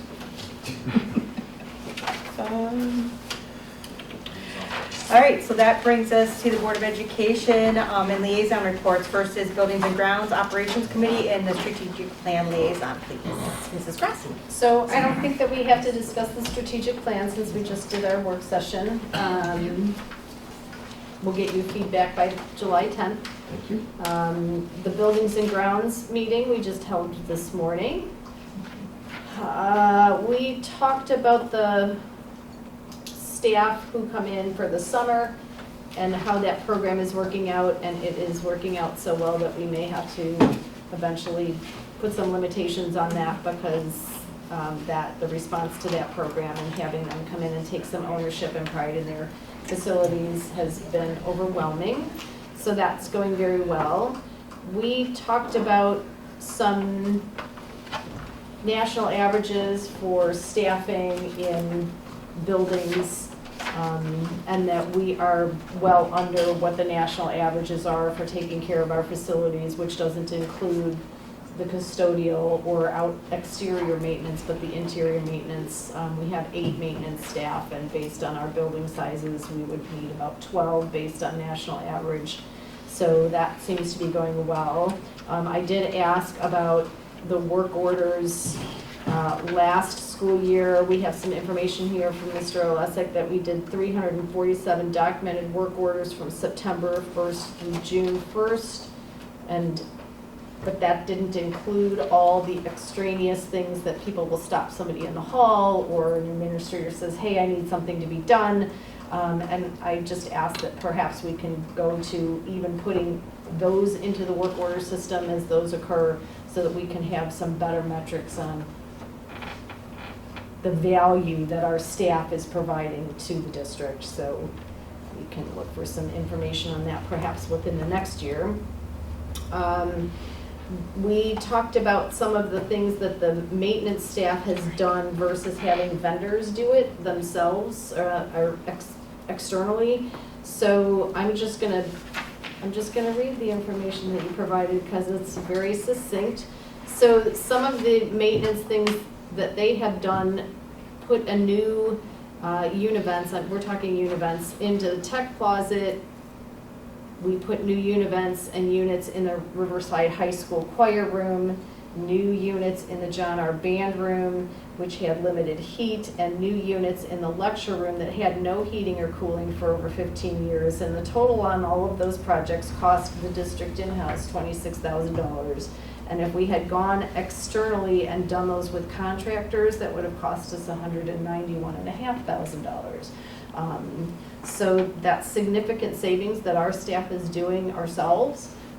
The savings is $165,542. So I thought that was significant. So those are things that we are doing that may not be budgeted for in other ways, and it may not look like savings because we are spending money to do projects, but it's less than what we would have spent had we done it with other people. So the gas line replacement is in progress outside. You can see the equipment that's outside. So they're doing that. The parking lot over at the house next door is in progress of being expanded, and so we're putting in a gravel lot which will hold 30 to 40 parking spaces, so that's in process. The Buckeye modular is going to be coming down within the next week in lieu of doing the Melridge modular unit. When I asked why if we're not doing the Melridge unit, that's because the electrical that powers the lights to the parking lot at Melridge runs through and is attached to the modular unit. So There's significant additional costs to bringing that down. So for now, we're gonna leave it there. There'll be nobody in any storage. Yeah. But is it, did you say it is being used? as storage only. Storage only, okay. Yeah. In other words, we'll Uh, have 4 classrooms that are empty next year. We are currently working on getting started with the Buckeye asbestos abatement, and that's on tonight's agenda for the gym, the kitchen, and the stage. So that's on our agenda for this evening. They will be doing air quality testing before, during, and after, inside the building and inside those areas specifically, and making sure that they're able to open up that building when that's finished. So what were the areas again, the kitchen? The gym, the kitchen, and the stage.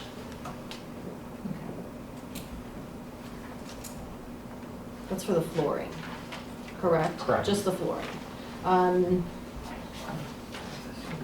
The Buckeye edition is projected to start the first week of July. And the stadium light poles, who wants to cover the stadium light poles? Who wants to cover that? We have items on our agenda this evening. So we do. I'll take it. Yeah, go ahead, you have it. So 2 items on there. on Sunday, 2 Sundays ago, I believe it was, the 14th, when nobody was around, we had a stadium pole fall. We have it on camera. We don't know if it made a sound. But we then went and immediately closed the stadium off. We brought a company in who does that to inspect the remaining poles. That inspection is rather lengthy and put together pretty quick, but it's that, wow, double-sided. The long and the short of it is 3 of the 4 poles are bad, and they are set to come down. The remaining poles are set to come down tomorrow. So we can open the stadium back up to the public. Obviously, we don't have any night access to it, but we do need to get those poles down so our stadium is safe. When you say bad, The welds are bad, actually The have welds, cracks in the okay. welds, from the welds so the to same base. thing could happen again? Okay. Yes, yes. We've had these checked, so when the poles were installed in 2002, we did have them checked by an engineer in 2010. They checked out okay. We had them checked a couple other times. We have not had them checked recently. I think the main reason is we didn't even think about it. And it's a regular thing, and I don't think it was on a regular list of things to do that came through as a maintenance list. We will be checking the new ones, which is also on the agenda tonight, to have new ones put in time for the first night events of the fall season. It is something that takes some time. We're hoping to get through everything to make that they're up and ready to go. By then, so we have to work quickly on it. So we do have an agenda item to replace all 4 with LED lights. The good news is we will save some money from an electrical standpoint, so maybe 30, 40 years we'll save on the cost. Those lights are on all the time, and they are, especially in the spring, they're on a lot. So that is one that gets there. But in the interest of safety, we have to take them down. We are filing it with insurance. We will see what insurance comes through on that aspect. We have not heard back from insurance with regards to the 1 pole that fell, as well as the 2 vans that it fell on. So we're waiting for a report back from insurance on both of those as to what the next steps are with that. I'm assuming they're going to want to tow them. We did move the vans into the garage before the downpour of rain. Are fortunate for us when we started the vans, and actually the insurance inspector got first. He opened the door and kind of wanted to check the miles and turned it on. The airbags did not deploy, so that was a good thing. And really a safe thing, so we were good with that. We were able to, both vans were drivable to some extent into the garage, so they're in the garage now, but they're definitely not safe to transport any kids in. So the items that are on the agenda this evening in buildings and grounds are for the removal and for the replacement. Replacement. And when I did ask if we had to bid those out, and the answer was no, because it's an emergency, and so the contractor that will be used to do the new ones is already on the national Right. list, Yep. approved list, so we don't have to join a consortium or whatever, and it doesn't have to be bid, so we are good to go if we approve the agenda item this evening. Are you waiting on insurance to see availability of vans that we have to wait? We do know that, well, I think the 1 van is a question as to whether they're going to total it out or whether they're going to try to repair it. The other one will most likely be a total. I think we're waiting to see. We've got some leads on a couple of bands that are available, so if we had to replace quickly, we can. It just, I think they're not as sparse as they used to be, but we do have our transportation department looking. Okay, thank you. So, And that's all I have for buildings and grounds. Thank you very much.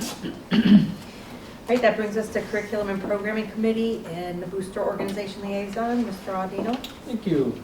Yeah, we had a meeting last week, and we had a guest at our meeting, Katie Lineweber. I am saying that right? Yes. Nailed it, thank you. She's our curriculum supervisor, and she did a great job of sharing with us the preliminary OST, Ohio State Testing Data Scores for this past school year. And she was happy to report that about half of our scores saw improvement year over year, very close to what we saw last year in regards to one grade to the other or one category to the other. We did see significant growth in 6th grade math, up 9%, 8th grade math, up 8%, biology up 7%, ELA 2 up 4%. So we were all proud to hear that, of course. And then we shifted to discussing the new curriculum of CPM, or what's known as College Preparatory Math. Thank you. And how that impacted those test scores. And just as a reminder to everybody, that new curriculum CPM was instituted in 3 through 6 language arts, 6 through 8 math, and honors algebra 1. What did I say No. wrong? CPM was just 6 through 8 last year. It is 6 through 8th grades. Oh yeah, So, okay, of course it's college preparatory math. And then it will be 9th grade algebra, geometry, and algebra 2. Yeah, thank you. And I was was making sure you that were listening. because of the concern you hear all the time about so much being, online, that there was a workbook? Is this the one that had the Yes. workbook? Yes, it is. And so there'll be paper, pencil? Yes. I just want to point that out because it's very important. Yeah. So the introduction of CPM or any new curriculum, they were saying that typically there's a tendency to have an implementation slide, but we did not see that specifically in 6th and 8th grade. A little dip in 7th grade, but they know that's a strong focus for them going into next year. Moving out of CPM, there was also a little dip in 4th grade language arts, but that's a big focus for them for next year, so we were happy to hear that. Then we moved on to behavioral MTSS, which we've kind of already discussed at length. So I'm not really going to hit on that because I think you guys did a pretty good job of summarizing that, unless there was something else you wanted me to add. Okay, I think we nailed that. Okay, then we moved on to special education profile. This data was from 24-25, although can you remind us why it's a year behind? I forget why it was a whole year behind. It's just how it's reported? Okay, thank you. Regardless, the data is trending in the right direction. We met all of our compliance regulations, including graduation rate for special education, which was a 10% lift year over year at a 69.7%. So 10% 1 year is outstanding, and that was very on purpose work that they were doing. And then areas of improvement, we discussed proficiency rates and gap closing for students with disabilities. And Mrs. Ritt outlined some of the work that they're doing behind that. Then we moved on to preschool, where we met all of the indicators for growth and acquisition of knowledge, specifically in preschool. Then we wrapped up the meeting discussing new Senate Bill 19, correct? Yep. Right. More to come on that, but change is not going to be implemented until the 27-28 school year. Two big things to note. It requires intervention for students who score at the limited level for math and or ELA. We do consider this a win, if I remember how you described it. And then the second thing is there's a new requirement for teaching, quote, the success sequence, which seems to come with a lot of extra baggage. But it is a segment to be taught later in high school. Doesn't seem to have a lot of fine print as to how it's implemented. But did you want to elaborate on that at all? No, I didn't think so. No, we're good. Okay. More to come. Yeah, that summarizes our curriculum and programs meeting. Thank you. Yes. Policy Committee Legislative Liaison. Okay, so tonight, we will be doing the final vote on the public participation at board meetings after many revisions. Thank you for your patience. It'll be item number 15. And then Dr. Rotino was kind enough to send me the legislative report before our Ohio legislators went on vacation or break or whatever you want to call it. They won't be back until after the November election, and then it's kind of a lame duck session because it's, you know, the people that are there, but not the new people that are coming on board, if any. And then some of the bills that did make it to Governor DeWine's desk that we anticipate him signing off on are basically some budget correction measure with homestead exemption funding and property tax law changes, which I know you've been monitoring, and you know, our own what do you call it, commissioners, they are going to continue that homestead thing for another year, but then we didn't take a full impact, we were able to have some offset, correct? No, we took the full, it was only a half a year collection, so we will. A half a year, Yeah, so this year will be a full It'll be year. the full 1.6 million. this year. Yeah, and so, yeah, that's an issue. But, yeah, I mean, just looking at some of the details, it sounded like they were trying to find ways to not have that be such an impact for us, but I don't see it. In one of the bills, they did provide an additional, I think it was $500 for every homestead family that is actually being reimbursed, which is nice. If they're gonna Okay. provide some relief.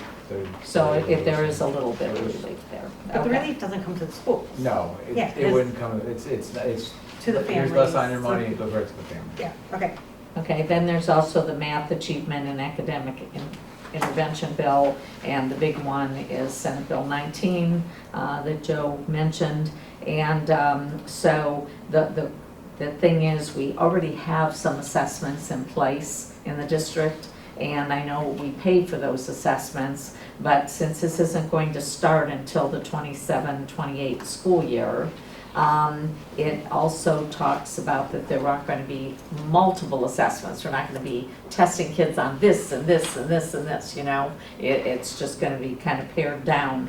But they also are giving us, To clarify what that means, there were some Yeah. districts who would screen on one assessment right, for third grade, and most predominantly for the third grade reading guarantee. So they would screen on one or use one, and if a student didn't clear it from that and didn't clear it through the OST, they would try a third to get the student to clear it, and they would use something like that. And that's what they've taken away. They've said you pick one and you use one. yeah. We have always used the practice of just selecting MAP and using MAP only. Yeah, the map testing is what we're The using. MAP has been on the list for. Okay. So are we, because it says it creates a grandfather clause allowing schools with a contract that existed prior to September 30th of So 25. that is not impactful to us at all. That's not going no. to. Okay, good. I just wanted to Nope. double check that. That's kind of where we're at, but the math acceleration is the new one, and there was a lot of changes in that, which were good because, as Joe said, you know, the lowest performance level on a state test, that those are the kids that really need the most intervention. And so, you know, there has to be a plan in place for meeting their needs.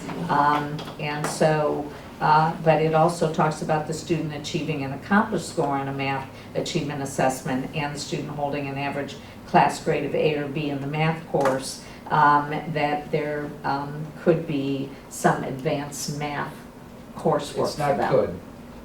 It will, It's but specifically. we have a speaks- year to work that We have out. a year, well, we do have a year to work it out. It will go into, there will be a policy that comes from it. I'm sure Neola will put something in place where we have to start to pick from it. But it came from initially out of the budget bill where they said any student who scored a 5 needed to be given next, or basically, in essence, subject accelerated. It took that out because their goal was to get algebra and 8th grade access to more students. So on the 6th grade math test, those students who score a 5 currently are enrolled in a combined 7th, 8th grade math test. And as long as they score proficient or above, and this is where the board has the option to select in their policy. So whether they score proficient or above and or have an A or a B, are to be enrolled in Algebra 1 in 8th grade. Obviously, the parent can opt out of that if they don't choose that. And also, the other part of that is, do they have an accompanying diagnostic score, so on the map? So is the map showing that same level of achievement as well? So it's some things to work through a policy committee as we work through what that looks like. For us specifically, we do identify in 6th grade, we do put our students who score gifted immediately into an honors 6th grade class, which is, it takes the 3 years of full curriculum, 6, 7, and 8, and compacts it.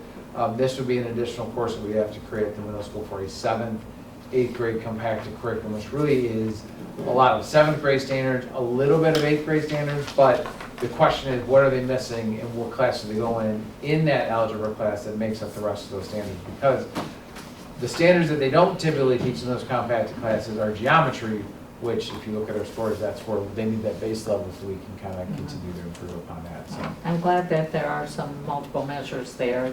Yes. And it's just, a child, any given day, you It's take not a a test, one-time. you don't want that to be the end all. Yep. So I'm glad that that's the situation. But one of the concerns, especially teachers were very concerned if we were going to have the math achievement improvement plans. They call them the MAPES. You call them MAPES? MIPS.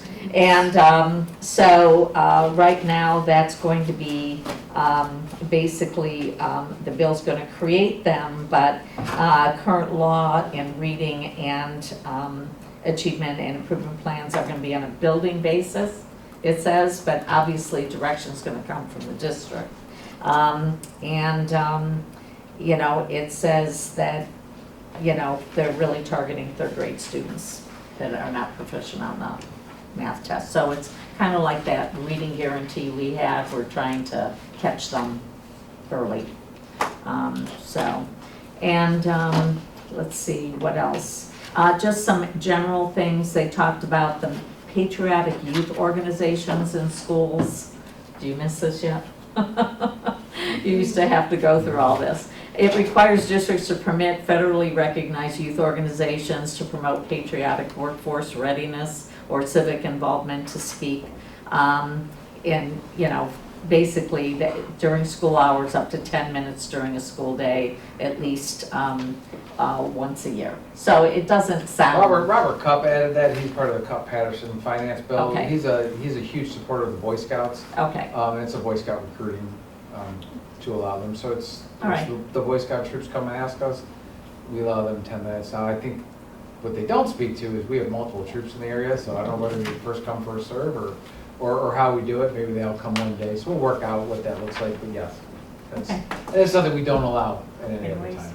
Okay, and I don't know where we stand on this yet, but this is coming, CTE, which we renamed our wing, but it's basically Career Technical Education, allows homeschool students to participate in these programs of their resident school district as part-time students, and requires some such students to be counted toward the district's enrolled ADM. That would be more towards a vocational center like Auburn. Okay. That's why we It's call written ours directly CTX, so we towards don't that. get confused. CTE Yes. stuff typically Okay. does not apply So it would to us. affect Auburn more It than would affect us. Auburn more than it would Okay. affect us. Which Auburn already allows.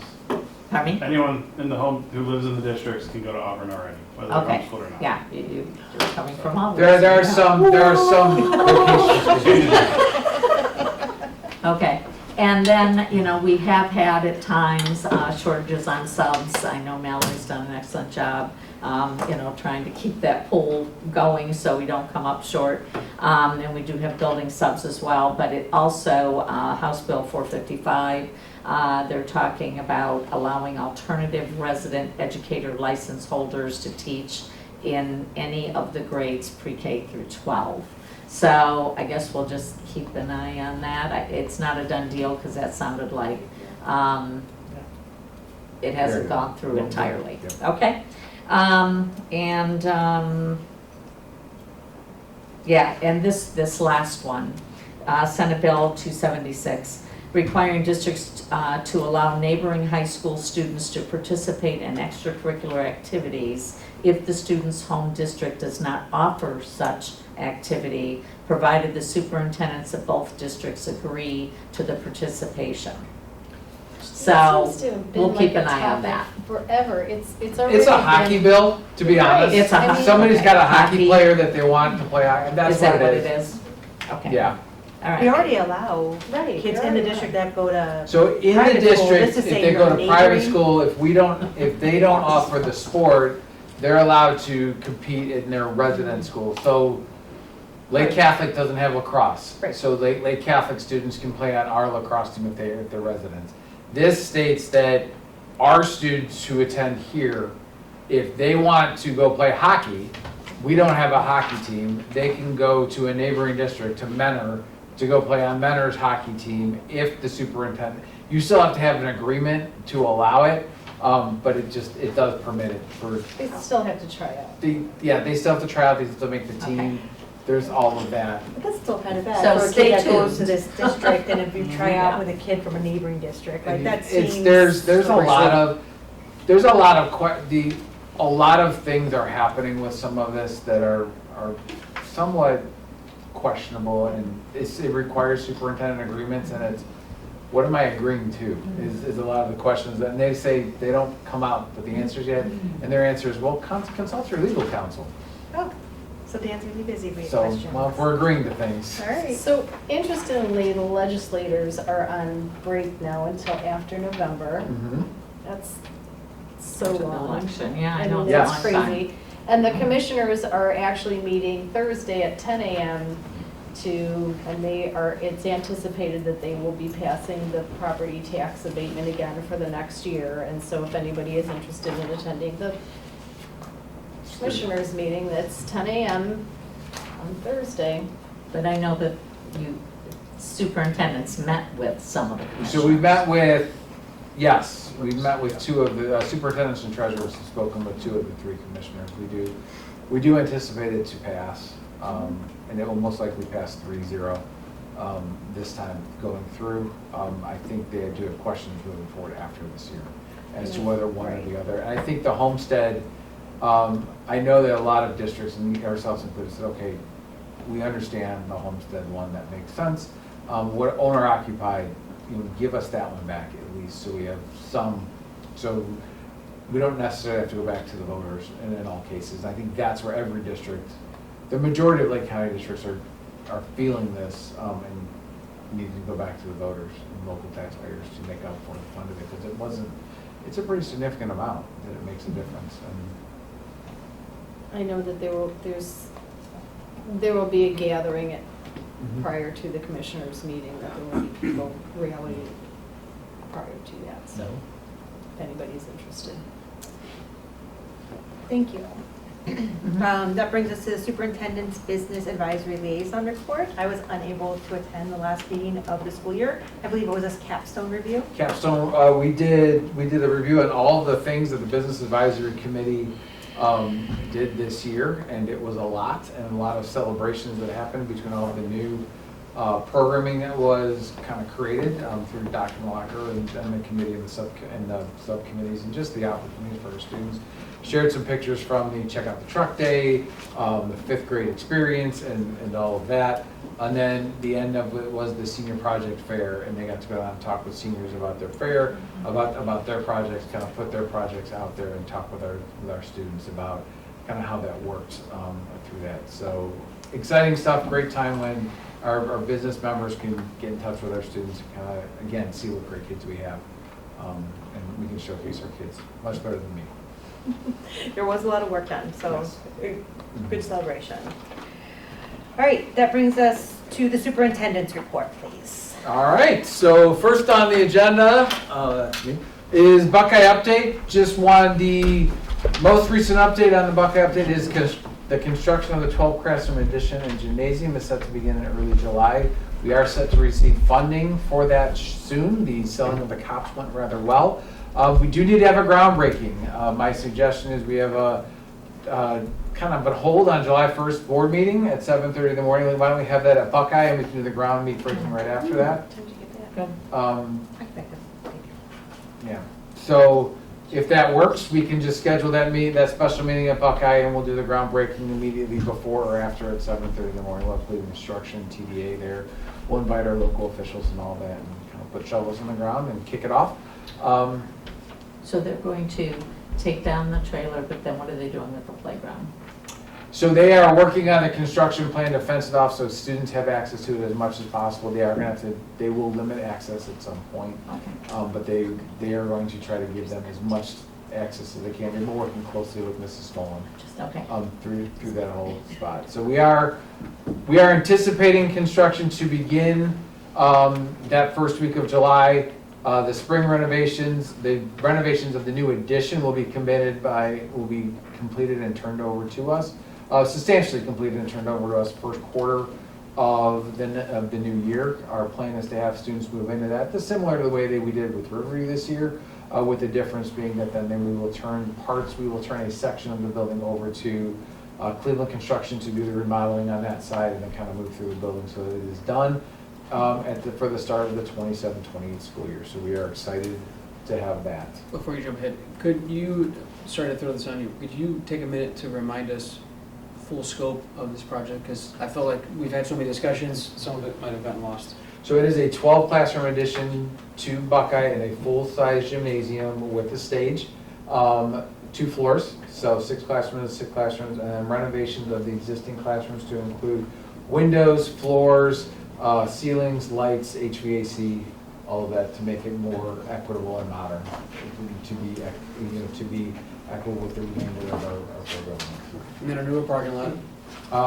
To the parking lot standpoint, they are extending the one side. Yeah. I think they will be seal coating the other and patching it as needed. They're not addressing the front due to cost. The cost limitations on the front was one that what they could rearrange of it wasn't worth it. So in terms of a value engineering, we did value engineer that out already because of the circle and cutting out. And it wasn't necessarily the work involved, it's actually the drainage of the water and the issues where the runoff goes and all of that became more of an issue. So it was the facelift to the front and also all the windows in the front and including the windows in the stage area in the front of the building? One of the alternates is to put a window into the stage, I put a window into the break. That's into an the stage. alternate That's an at this alternate point, for it's lighting. not, That's a, if we have money. if we have the money, and we think we might, and that's what we really want. But as of now, the facade, the color of the brick, The color of the brick is the same, they will The- match the color of the brick with the new. the pylon sign, the marquee for the building. We're hoping to have a new marquee as well. Okay. And then obviously the vestibule's already new, so. The vestibule is new, so we'll build off of that. So Still the the arrangement. existing cafeteria, are you We are keeping redoing the the, stage or taking the stage they are out? keeping the stage at this point, they're abating it and they are keeping it. They are going to redo the flooring, refinish the stage, it will all be student dining, they'll count on the second level of student dining. But the new gym will have a stage. The new gym will have an actual stage designed for performance. How much, do we know how much the alternate was for that additional window in I have not that stage seen, area? that has We don't- not, We don't have we that don't have that information yet. yet. Are they undoing any of the stageness of the old stage, like the curtains, the lighting? The curtains and lighting are coming down. They're gonna have all that. That's what I understand. It's going to look more like a second floor is Just my trying to trend understanding. with that word. Yeah, that's right. I think the only reason I asked that is because we, and maybe we can have some conversation at I don't know what meeting, but we have funds from the donation from our LEF that I don't know that we've necessarily determined what to do with yet. Yes, we have. Okay, well then never mind. I'm sorry, we have. Have we earmarked those? We're using them towards any of this career programming that's benefiting all of the students in the district. Okay. So we, yeah, and I think that we talked about. Yeah, we did. Maybe we did. Now you're Okay, saying- can you admit that it's a possibility that you don't remember, because I'm It pretty is a confident good that we- possibility that I Thank don't you, because I don't remember. want No worries. I don't want to feel like we did talk about it. Okay. Yes, and that's kind of, because we know that we're gonna continue to offer Yeah. programming for kids all the way from K through 12, so we thought that would be a good way Okay. to fund these projects. I'm just grasping it. Yeah, and if there are windows, if there is a need for room darkening, like that there's shades in between the glass. Not in between, They are not Well, in or between the some, desks. some way to They're- darken. Yes. Yeah, okay. What about the special space, teacher spaces, any of that being touched? Yes. Yes, so the specials rooms are being addressed kind of independently to some. There is going to be, one of the rooms will be, I believe we put technology up in the front. They're building specific kindergarten type rooms in the current building. They're using there's like an office space to put restrooms in the back as part of a remodel, which made a lot more sense than building them on the new park, because it's close to the office, and it really did flow throughout. And the room size is similar to the new rooms. The teacher space, obviously because there are more teachers, we are in need of a larger teacher lounge and teacher workroom. That's a teacher's closet right now. Yes, so that is being addressed in one of the rooms that are there is being converted to that area as well.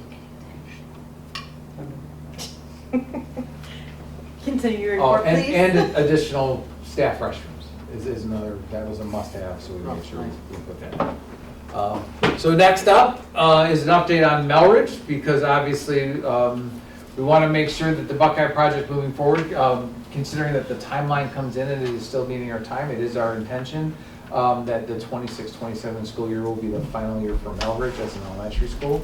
We need to make sure we continue to have those conversations. Most current Melridge students, again, will attend Buckeye. Small pockets might move to Riverview Parkside as we work on redistricting. We're going to get those out as soon as we can. Not having a transportation director right now makes it a little more challenging. Adds a little bit of a challenge to that, but we will continue to move through a lot of that redistricting work to get it to not only the board to see as draft form, but then also to our families to be transparent with it as it goes out and as we move through that all the way. And then we will plan all of the subsequent events at Melridge that are important, including the clap-in, the final clap-in, final clap-out, come back, almost a homecoming that we do with the other buildings as we took them offline for school purposes, and the board will have to make a resolution as well as we move forward with that. But we do want to make sure that the timelines are still, and we don't run into something at that point. We're working to make sure we get, is there a time limit or a time frame that we have to do it? I mean, we know that it's within a year, but is it 3 months? Is it, so we make sure we make that minimum timeline So to hit that. are you anticipating, when you say that it'll be done in the spring, the new addition at Buckeye? The final Buckeye project will be done for the start of the year. So the spring will be done, and then the move-in will come after that. So once the spring addition is done, our students in one of the 2 wings will move into the new addition. Yeah, And then we will say, here you go, CCI, you have this park, go tear it up. yeah, okay. And that'll give them 3 more months of construction time to work on it. Mhm. And then once our students are out the very next day, they'll get the rest of the building and they will take it. But we will be able to fit. They Melridge have said the somewhere. timeline fits, and Okay. and as we redistrict and move through, they will be fine. Okay. So I mentioned this, the decommissioning and transitioning into the 3 larger elementary schools provides equitable spaces, and it has been part of our facilities plan, actually dating back to 2015. And throughout the 26-27 school year, we are going to celebrate Melridge and the greatness that building was and how it served the district. So we will continue to do that throughout to make sure. So as an update to our elementaries, we're going to have 3 elementaries. Buckeye will be K4, fully renovated and expanded. Parkside will be again K5, and Riverview will be pre-K5, which is recently expanded to house a preschool, all in new buildings, all with climate control, all with specific, specific dedicated gymnasiums, spaces for events, and all of that. So exciting times for the district. So is there gonna still be some grade 5 at Lamouth? Grade 5 is still at Lamouth for the near future, but it is also smaller, and as we redistrict, it will look different as I mean, well. these will all end up K through 5 or K through 4? In the facilities plan, they end up K through 4, and Lamouth is a 5-6. Would it be possible to have maybe 2 Buckeye, 2 Melridge students at the groundbreaking? Don't know about that. Not that they would. With the short any turnaround, short- I don't know. I mean, I don't know if it would be advisable. we've never had those before in all of our other groundbreakings. It's just It's you're always merging been- two schools. It is. I think at the ribbon cutting, I think definitely it would make sense. So when we do the ribbon cutting, I think we want to bring all the families together and have some. Okay. So. Stadium lighting update. I think I hit through that. The stadium light pole that fell. I think we did hit that, all of that. So we're gonna move forward. And is that PI? Yes. Yeah. All right. So exciting news. State champ. Allison Urbis is a state champion after placing first in the 100-meter hurdles for Division II girls track. Our intent is to invite her to the July meeting and celebrate her championship. She's the first Riverside girls track and field individual event state champion. We've had a relay, but she's the first individual girl that we've had. Dr. Bassich was our male shot putter. I think we won shot put. Yeah. Shot put champ. So congratulations to her. But not only saying, not joining that. There it is. Allison Urbis joins Mike Richner, who's our wrestling champion. Russ Pernis in the hurdles. Ms. Mershek, Lisa Adams, who teaches for us, Missy Ezzo and Karen Pomfrey in the 4x8. Like I said, Chris Bassich in the shot put, Maria Salvi in the gymnastics beam, Julia Hickson, 2-year state champ in the 50 backstroke in 3-year state champ, and the girls softball team in 2025 for our state championships. So all good excitement with that. But we had a great weekend for the spring sports in the state championships. So she also Urbis also placed 11th in the 300 hurdles. So she can run over 100, those are higher, the 100 hurdles are higher. She runs over 100 really fast, and then she runs really long and jumps at the same time. Reese Chantry placed 8th in the long jump. The girls 4x1, which is Urbis was on that again, and so was Reese, placed 6th. Josh Porter placed 2nd in shot put and 11th in the discus. Mark Poggi placed 4th. Coincidentally, Josh and Mark placed 2nd and 4th in the regionals to get to states as well. So congratulations. Kendall McCaleb was 10th in the long jump, and our 4x2 team of Colin Boris, Kendall McCaleb, Jackson Moore, and RJ Johnson placed 6th. So great job by them. The girls softball team also made it to states as well. Unfortunately, it was not the same outcome as last year, but congratulations to them to back-to-back regional championships. They did lose to the eventual state champs, Kings Mill Kings, and they were playing some great defense on that game and made some amazing plays. So congratulations to Kings Mills for their state championship team, and also to Coach Ross and our girls for such 2 great seasons back-to-back. You'll notice around the boardroom we have all of these signs. It's part of our staff celebration. We hold an end-of-year staff celebration to celebrate our staff, as well as special recognition to our retirees. So we put these up and hung them out as we fed our staff pizza and salad from Fire and Ice, who came across the street, and brought their wood-fired pizza oven and served up our staff. And it was just a great day and a great way to kind of end the school year for all of our teaching staff. And we always invite all staff are invited, and we had a lot of great turnout this year. Really continues to grow every year. It's actually past most of their contractual time, and they still come. Obviously, it's the free lunch, but it's just a good time, and they all enjoy it. It's job fair time on June 17th. So that was last week. We hosted our annual Riverside Job Fair. 16 in-person attendees, down a little bit, to be completely honest. But we did receive 37 non-teaching applicants in the May-June. Part 13 substitutes hired by the ESC. We do provide the training right here on site. They get all their paperwork needed, so they're ready to go come the first day of school. As always, to those who are out watching, our job postings are on our employment page. They continue to evolve as we need to, and we will be at the annual tailgate, so we'll have a booth there as well represented for us. And since the last time we graduated, so congratulations to the class of 26. Another beautiful night for the weather. Great facility. Under the old lights, because we'll have new ones for next year. So congratulations to the class of 2026, and we wish you the best of luck. And that concludes my report. Thank you. That brings us to the treasurer's report and committee update. So Finance, Audit, and Personnel Committee and Alumni Association Liaison. Mr. Byers. Okay, we had our Finance Committee meeting last Tuesday. The agenda review highlighted numerous year-end financial items, including OC agreement, the revised exempt and classified handbook, and the salary schedules associated with them, and student fees. Of note on the student's fee end, the high school proposed reinstating a $50 annual student parking fee consistent with neighboring districts.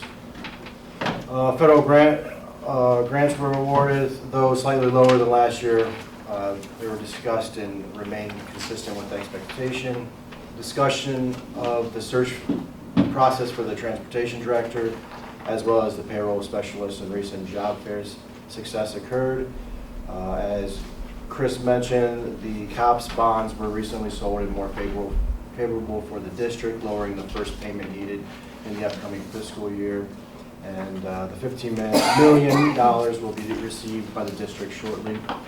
And lastly, by transitioning to DCW from the Lake County Insurance Consortium, the district projects benefit savings of $700 to $1.1 million compared to remaining with the consortium. DCW is collaborating with the district and bargaining unit to investigate year 2 programs for further potential savings. That's all I have on the committee meeting. We did, for the Alumni Association, we did have our golf outing Saturday, and I want to say I feel like it was a great success. We had a lot of fun. We had a lot of great prizes. Food was good, and I think on behalf of the Alumni Association, I just want to thank everyone who came out and golfed, and hopefully they had a good time. How did their turnout? Was it? We were able to do this at shotgun start. I think we had 16 teams total. Okay. It was the highest since I've been participating. It was a really nice turnout, great day, a lot of fun. I think Dr. Thompson had some good time out there. He was out hitting the ball a little bit. And I know Mr. Orlesic, he was crushing them, so it was a good thing. All done? That's all. All right, then we are going to turn it over to an update from the treasurer. Well, before I start, I do, with a heavy heart, have to announce that we are investigating the golf outing. The winning team clearly, well, their scores were unbelievable. Yeah, so there's some real questions there. And so there may be some prizes that they were awarded that need to be given back and then appropriated, which is the perfect word for today, to the actual winning team. Yeah, we'll look into that. So just know that that's occurring. His team won with an outrageous score. Well, not with all this string. I mean, that was a lot. What'd you I thought do? you were allowed to buy one You weren't allowed to take the whole ball of string with you. Each person was allowed to buy one. So we, Buyers took as the world's biggest ball of twine on this card now and figured out what it was. it's Towing it on the back of the golf cart. It's a fundraiser, so we bought as much Tow rope, as we string. But on a serious note, I would be remiss if I didn't thank my department and recognize the time constraints have, as you all know, have been significantly crunched back. People working very diligently, Mr. Patrizzi leading that effort as well, and also doing that with one person short. So the department has truly stepped up and done remarkable work to get everything closed and prepare the documents that you see before you today, et cetera, et cetera. So what we're going back to is just the May monthly financial report. We'll start with cash balance trends compared to the forecast, because that's really what we're focusing on. So these are current actual estimated trends compared to the forecast. So what's our variance? So far, when it says unfavorable, of course, that means not what we would have. We'd like it to be the other direction, favorable. But current year-to-date revenue collections are about $101,000 less than we projected. Our year-to-date expenditures indicate a almost $331,000 unfavorable comparison, meaning we spent a little bit more than we anticipated. And so the net total impact is $432,000 unfavorable on our 5-year forecast. So June 30th, when actual cash balance was $20 million, shade over $20 million, and we're looking at being right around $18,727,329. Those estimates are including actual data through May, through May, and indicate that the June 30th, 26 cash balance will be that 18 million, which again is almost $331,000 less than the 5-year forecast, which was, the current 5-year forecast is 19.1. So again, just kind of highlights the cash balance. What that amounts to is an operating deficit of $1.3 million. A lot of that deficit can be traced back to our county commissioner's decision on the rollback and the homestead. So How much was that? 1.6 million, So it's all attributed to that, basically. basically, yeah. So again, the $100,000, where did that occur? So local taxes and reimbursements, we did slightly better than we anticipated at $48,000. State revenue at $56,000. All other revenue is where we took the largest hit at $206,000 for a total of $101,181. And then that's about 0.018% less than the forecasted amount through May. And of course, that largest variance comes from all other revenues. In terms of our cash flow versus actual amounts, our investments down a little bit, less than projected, and what I'm starting to see now 2 months straight is we're just not making as much off our investments as we have. And I think if you have your own portfolio, you're probably seeing that depending on how diversified you are. Real estate taxes, a little bit better at $86,000. Tuition and patron payments, $78,000. Miscellaneous receipts, you can see the rest, all the categories, which adds up to that 101. And those top two categories that are impacting us the most are in our investment earnings and real estate taxes, and that represents about 44% of the variance. The total variance, again, is 0.018% of the total forecasted revenue. So expenditure analysis gives you a breakdown of where we spend our money, and I show you this slide every time, but I think it's important for people to understand that we are a service industry.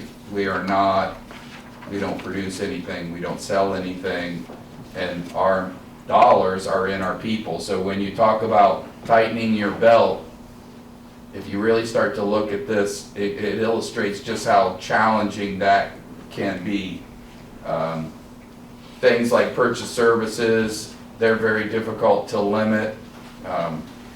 84% of our budget is salaries and benefits. The rest is fuel, electricity, et cetera, et cetera. So for us to shave millions of dollars off of our budget is incredibly challenging to do. Again, this is actual expenses, July through May, which is salary and benefits. You can see the numbers. Purchase services, again, you see the number, and that totals up to and matches with our variance we talked about before, which is our increase in expenditures of $3.6 million. So where are those dollars? You can see that purchase services and all other expenses are the lion's share of where we underestimated. Salaries and benefits, we're actually doing better at $311,000 than we anticipated.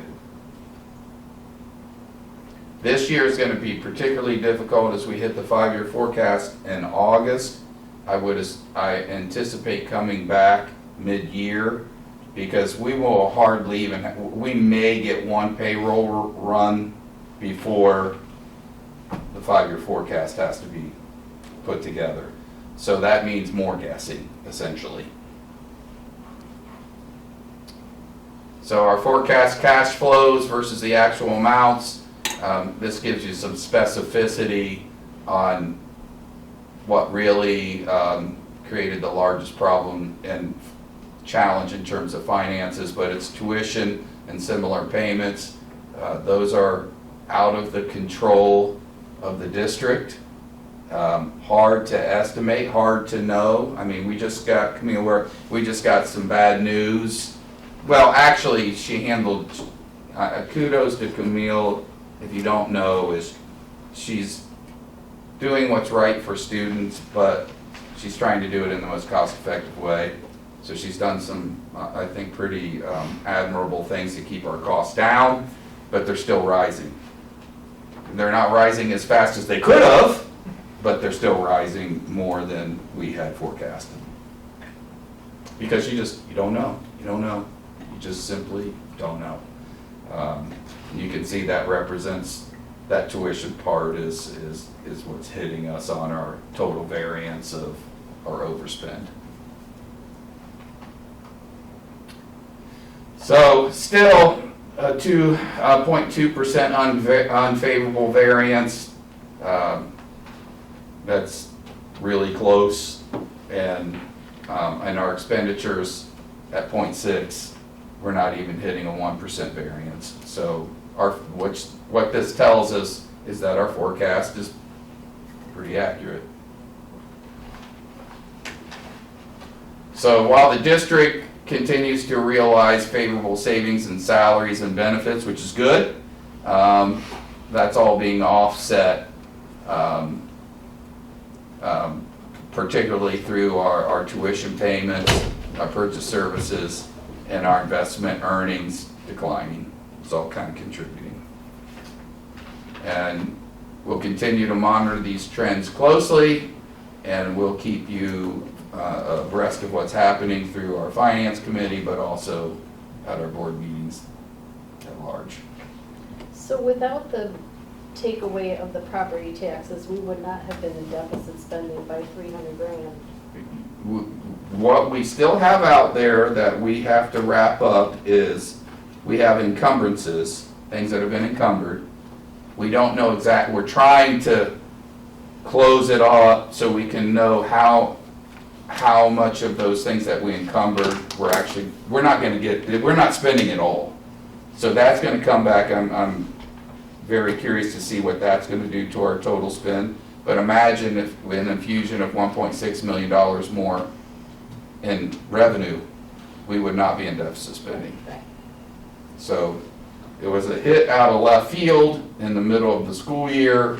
There was no way we could. But we still managed to weather it fairly well, all things considered. When we went into, in a lot of the reductions that we made through attrition and continue to make through attrition prior to even this happening, as we planned, were to be more favorable and put off any type of new ask. And unfortunately, every time we seem to say, hey, we've got this going on, something just hit us in the gut and knocked us back, whether it was the 13th healthcare payment, or then right after that, we weathered that. We found out a strategy. We were okay. We're still good. Then here comes the rollback and piggyback, and boom, we took that. Eventually, we just we broke, and that's kind of where it came from. And it was, yes, that had a big impact, but there were other things that also did. And then you had the cost of fuel, which I just thought I lighted it out there, but that's a significant up cost. And all of the things kind of continued on, and it just became up. But we still would have managed. We would have managed for and 1 more year. And It that cost is us. We're scrappy, but eventually, And it'll happen again next year. Can I ask a question on I know it's not the general fund, on the PI fund, will we be encumbering the lights and all of that for So- current year and next? We will Like July encumber 1st. on July Oh, 1st. thank you. That's why we haven't done that yet. Okay. So at least we'll get another collection of, half collection of PI. So in terms of our investments, and I'll wrap this up quickly, this is our total investments and where the dollars are. And our yield is now dropped below 4%. I showed you this slide last time, but I put a red dot on there and perhaps, there we go. So this was as of June 15th. Look how inflation keeps rising. So inflation at 4.2%, hopefully that'll come down, settle back down, but that's where it was as of June 15th. When you add salary increases plus steps, plus 10% renewal on healthcare, and we saw $86,000 more in state revenue. Or property taxes, I'm sorry, local property tax collections, not state revenue, local property tax collection. So, because of, what's my favorite one? House Bill 920. House Bill 920. That's what we're up against. So next year, when I say this to prepare you for a 5-year forecast, yes, we're going to be upside down next year. We're upside down this year by 1.3 million. That's going to be closer to 4 million. And there's nothing, we cannot cut our way out of it. And that's imperative for people to know and understand. And we've gone 10, almost 11 years without additional revenue. That's very, the state average is 4.5 years. So more than double what the state average school district has done. And people need to know and understand the financial crisis that is upon us and upon many school districts. As you know, I think virtually almost everybody will be on the ballot in Lake County, or is anticipating, except for the one that just passed, which was, I think Wycliffe, Fairport, and Madison are not. Madison needs to be, but is choosing not to. I don't know about Fairport's situation, Fairport, I think, is a year out. and Wycliffe took them 3 times, but they just passed. So, permanent improvement fund, this is not different, but just to kind of put it in perspective, we're gonna have a $4,400, well, probably more like $500,000 hit on the lights before it's all said and done. So I'm gonna assume we're gonna get no money. I don't think that'll be the case, but if we do, we'll transfer it in, and, but if you just do a quick glance across here on our deficit spending, you're just minus 400,000, minus 400,000, minus 400,000. You know, you take it out, you can see what it's going to do. It's going to significantly impact our PI, not cause an immediate problem. We can absorb it for a while, but we have to be very cognizant of the fact that we knowingly, and I think a good decision, but we tied up 1/3 of our PI money in Buckeye. Now, the large balance you had before, that's a different topic entirely, but that decision needed to be made in my view. And so, but we will have to start to think about how we can potentially, at some point or another, the PI will have to be addressed. Not yet, not right now, other than being smart and conservative with our PI spending. But so when you think about, well, we sure could use an extra parking lot, or we sure could use this, or this one needs resurfaced.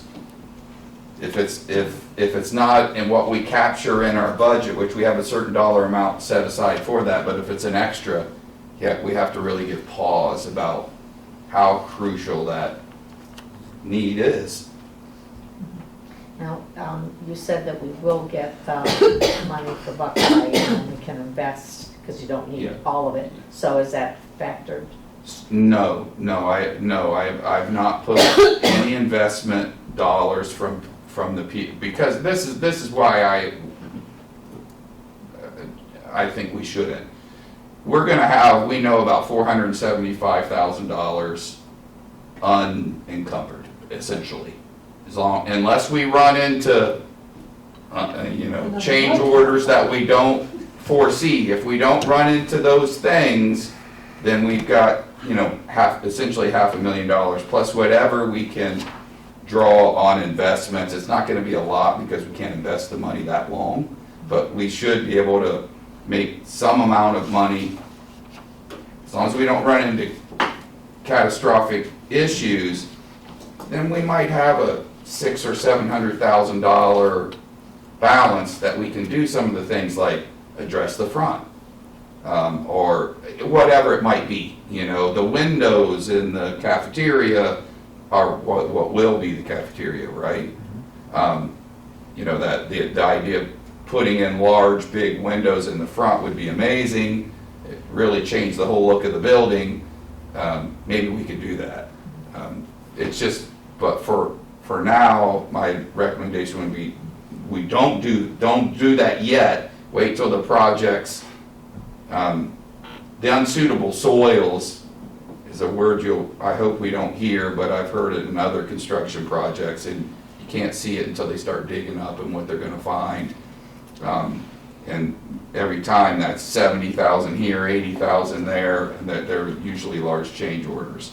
Or what they might find when they rip into a wall, might find something where didn't anticipate. The contractors didn't even anticipate, the architects didn't anticipate. But once we get through that part, we get a little further down the stream, then we can start having discussions, if those things don't happen, about, because we have to retire those dollars. We can't just spend it on anything we want. So we can take a look at how we can upgrade that facility. I'm We did- assuming, Go ahead. I'm assuming the $1 million includes the turf field. It does. That includes Yeah. the turf's in there. Yeah, because we. And that's another thing that we're working on right now. We've had some meetings, Chris has led some meetings. We've talked to Subaru and hospitals and different potential supporters who might want to enter into a contract with us to drive down potentially some of, they're not going to pay for all the turf, but to drive down some of it, or the logo on the basketball court to help offset that, which is built into this PI. And none of those are in there. So there's a way to scrap and dig, and we're going to scrap and dig and try and get ourselves out of this hole, but I don't think anybody would have said, I think that pool's probably gonna fall. I don't know, of course not. I've never seen it before, to be quite honest. And I guess we just get to look at this the whole time. I did also want to make sure, I showed this at our committee. I think it's really important to give you a sense of, and give the community the sense of what we're trying to do on all levels to try and save money. So we need to wait till we get a little bit closer to January, right? Is it January? Mm-hmm. Then we'll have a real solid idea of what this number looks like. But of the different things that we've done to try and cut our expenditures and as it relates to healthcare, we know on the low end scenario that we're going to save, we're pretty confident we're going to hit that 727 mark, but it could be up to 1.1 million. It could even be a little bit more than that. We'll know more, and then I'll make the adjustment to the 5-year forecast after we're into the consortium for 6 months and those bills are all rolling in and we have a better handle. But this is what DCW is predicting, is telling us that we anticipate to save. So anywhere from 727 to 1.1 million, and that doesn't include some other things we're looking at like plan performance, pharmacy rebates, script sourcing, some other things that we're trying to do out of the box to further reduce our expenditures. So maybe it'll be a little bit more, I don't know. But I think people need to know that, imagine if you were in your home and you didn't get a raise for 11 years, how would you fare? And we're still, that's our story. And we're keeping our head above water and doing everything we can to cut our costs. Last slide. Temporary appropriations are on the agenda tonight for fiscal year 27. That's just to get us through the month of July. Then and then 26 final appropriations are on the consent agenda as well. In July, we'll do the permanent appropriations for fiscal year 27, and then in August, the forecast.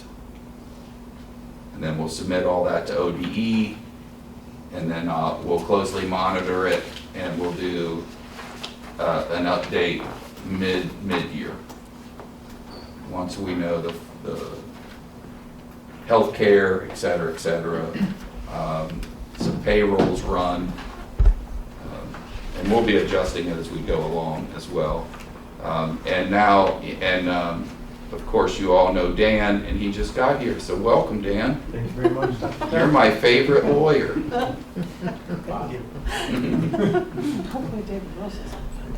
Oh, I'm sorry. Well, Dan is my favorite lawyer who handles all of our challenges to property valuations, and he actually has saved us $400,000 extra. I think you got on the. That might be right. Yeah, I think it was about $400,000 extra. So, any questions? No. All righty. Thank you. All right, that does bring us to public participation. So anyone wishing to address the Board of Education will be recognized by the Board President. Speakers are requested to speak from their seat, identify themselves and their topic. Comments are limited to 3 minutes. Any public participation tonight?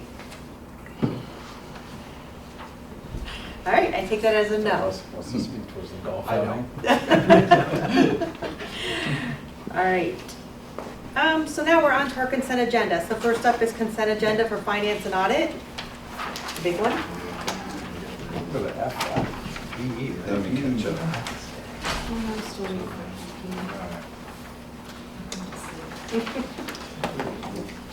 Okay, I would like to make a motion to approve the items A through double E listed on the finance audit consent agenda as recommended by the treasurer. Thank you. Before discussion, I'd like to point out a few donations. We had $1,000 from anonymous donor to nutrition services in memory of John Lauer, $100 from Anita Pine to nutrition services, and $1,000 from the Anderson Family Foundation to the Alumni Association golf outing. Any discussion? Our insurance coverage is on here to SORSA. That is for the policy year that begins when? July 1st. July 1st. Just asking. Sources- They're still gonna cover us, They right? are. I think they billed us before the poll fell. Well, right, that's We why. haven't received the letter that says they haven't. So let's hurry up and approve that. Yes. Yeah. Any other discussion? Okay, yeah, I wanted to ask, so the property tax advance resolution, was that, What letter? this is letter D? I think that's just normal course of business, is it not? Is that under the right thing? Maybe It's under property. finance and audit. Yeah, it's part, we So- ask them to pay us prior to. So it's just them paying us, we have to make that request? That's a yearly resolution. Okay. And then, just for clarification in general, obviously I'm aware of the attorneys we employ for different reasons. So we have Brinza, this would be item G. G, okay, thank you. No, H. Okay. Under grant acceptance. So we have our main attorney, I guess, is that like That's retainer, retainer? and then all the others are per hour and billed. Okay, as and needed. it's just so I understand, are they, like designated for certain things? I guess I need to understand, like, for example, John Pogorski, is he primarily special ed services? He did a lot of the work with the DCW switch and the insurance company to get out of it, so kind of Okay. keeping him involved in that. He had something come up. We've not received the final, like, there's that part of it hanging out there, our runoff claims versus what comes out, so kind of keeping him on as, he's most familiar with that situation. Okay, and then Western Herd, Special ed predominantly, and Scott Scriven is special ed as well. okay, so you, And then I think there's some bond counsel on yeah, it. because I just remember conversations about We talked about having John. one person for special ed, because there was such a need and it was so timely. Unfortunately, we have too many issues. So too many issues, so you had to So we moved. to- diversify. Yes.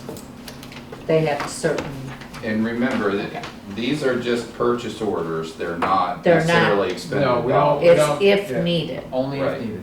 yeah, okay, got it. These I give just us- wanted to These give us understand. people to turn to if we need to. Yeah, okay, and then, let me see. We're aware of Fairport because we do their satellite food service. Right. Correct. And the fees, the only increase was the parking Yes, the only increase was the parking fee. which was typical at other schools. And the sliding scale for That was- preschools based on need, That's a change Based on based the on new federal. poverty poverty. levels, okay, okay, and it had not been updated in a little bit. all right. And we don't employ anything like that for regular school fees, do we? So students who qualify for free lunch Oh, can, if they fill out the application and check a box to share it with us, they will qualify for exemption of school okay, fees. got it, okay. So can I ask about the parking fee? Mhm. We used to have it We used to have long it ago, we long got rid ago. of We it. got rid of it. How much is that anticipated to bring in and where will it go? So there's about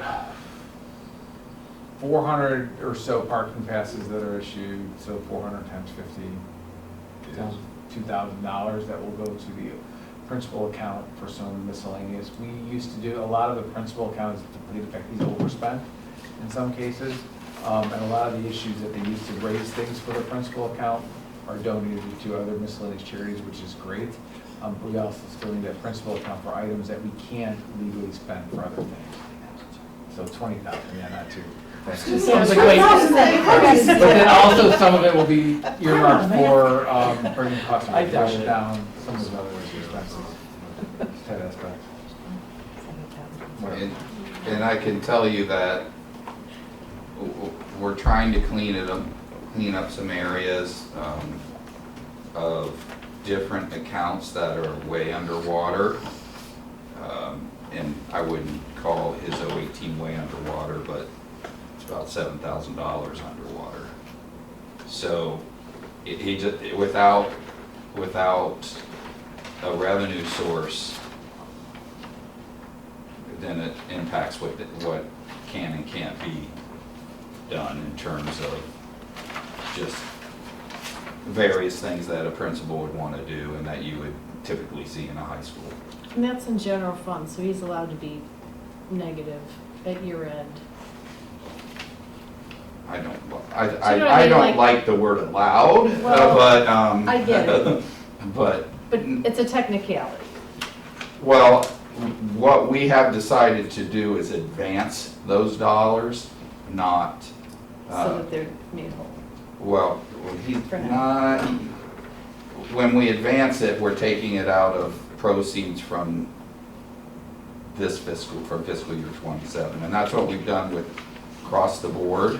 And we've been talking with Chris about how we're going to address those, and we need to sit down with the various staff members that run groups about what they can do and make sure they understand you have a budget.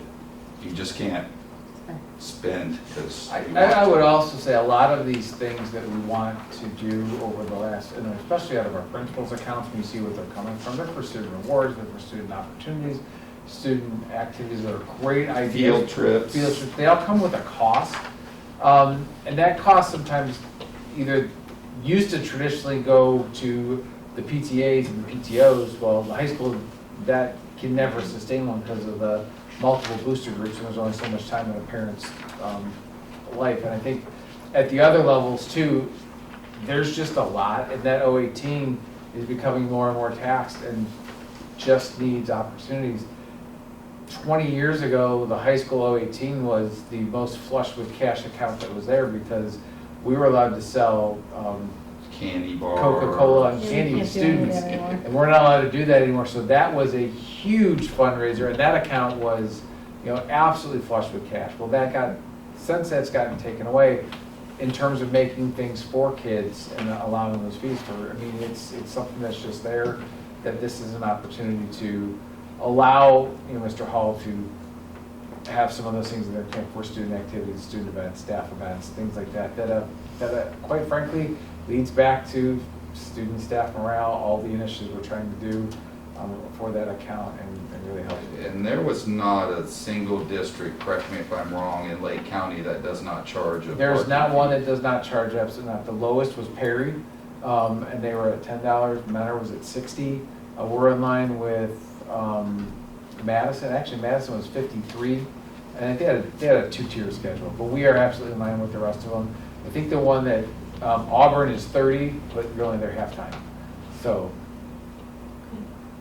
Leave it to Auburn to be the highest charger. they're making, and they print cash now. Oh, yeah. Yeah, they're printing class. Any more discussion? 3D print. Is this supposed to say 2027? The Item. fiscal year 2027. Which Yeah, number? yeah. you're right. You, resolution to approve Blanket blanket purchase purchases. orders. You. Just want to make sure. The blanket purchase order. Yes, Should it That should say 27? yes, So those are for next year. yes. they- Yes, that should say 27, thank you. Missed one. And it was explained to me about the ESC, because I know we don't pay to belong to them, but the way the money goes to them, and then we get like, in other words, we spend that down, but it's run through the ESC, correct? You're talking about flow-through money, or you're Yeah, talking about flow-through the money. 675? The 675. Well, the 675 is dollars for substitutes.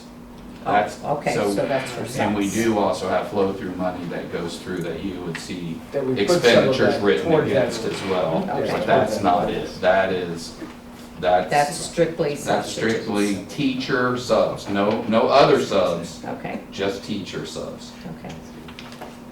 So that's what we're anticipating we'll spend, that's what we'll Mhm.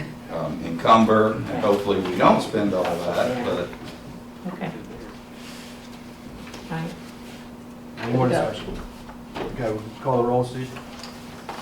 perhaps. Possibly. Do we have a second? I did. Mr. Gross. Oh, okay, thank you. Okay, Mrs. Krasinski, Aye. Mr. Byers, Aye. Mrs. Grassi, Aye. Ms. Brewster, Aye. Mr. Adino. Aye. Motion carries 5-0. Consent agenda for personnel. I'd like to make a motion to approve the items listed A through J on the personnel consent agenda as recommended by the superintendent. Can I get a second? I'll second. Any discussion? No discussion? Can you call the roll, please?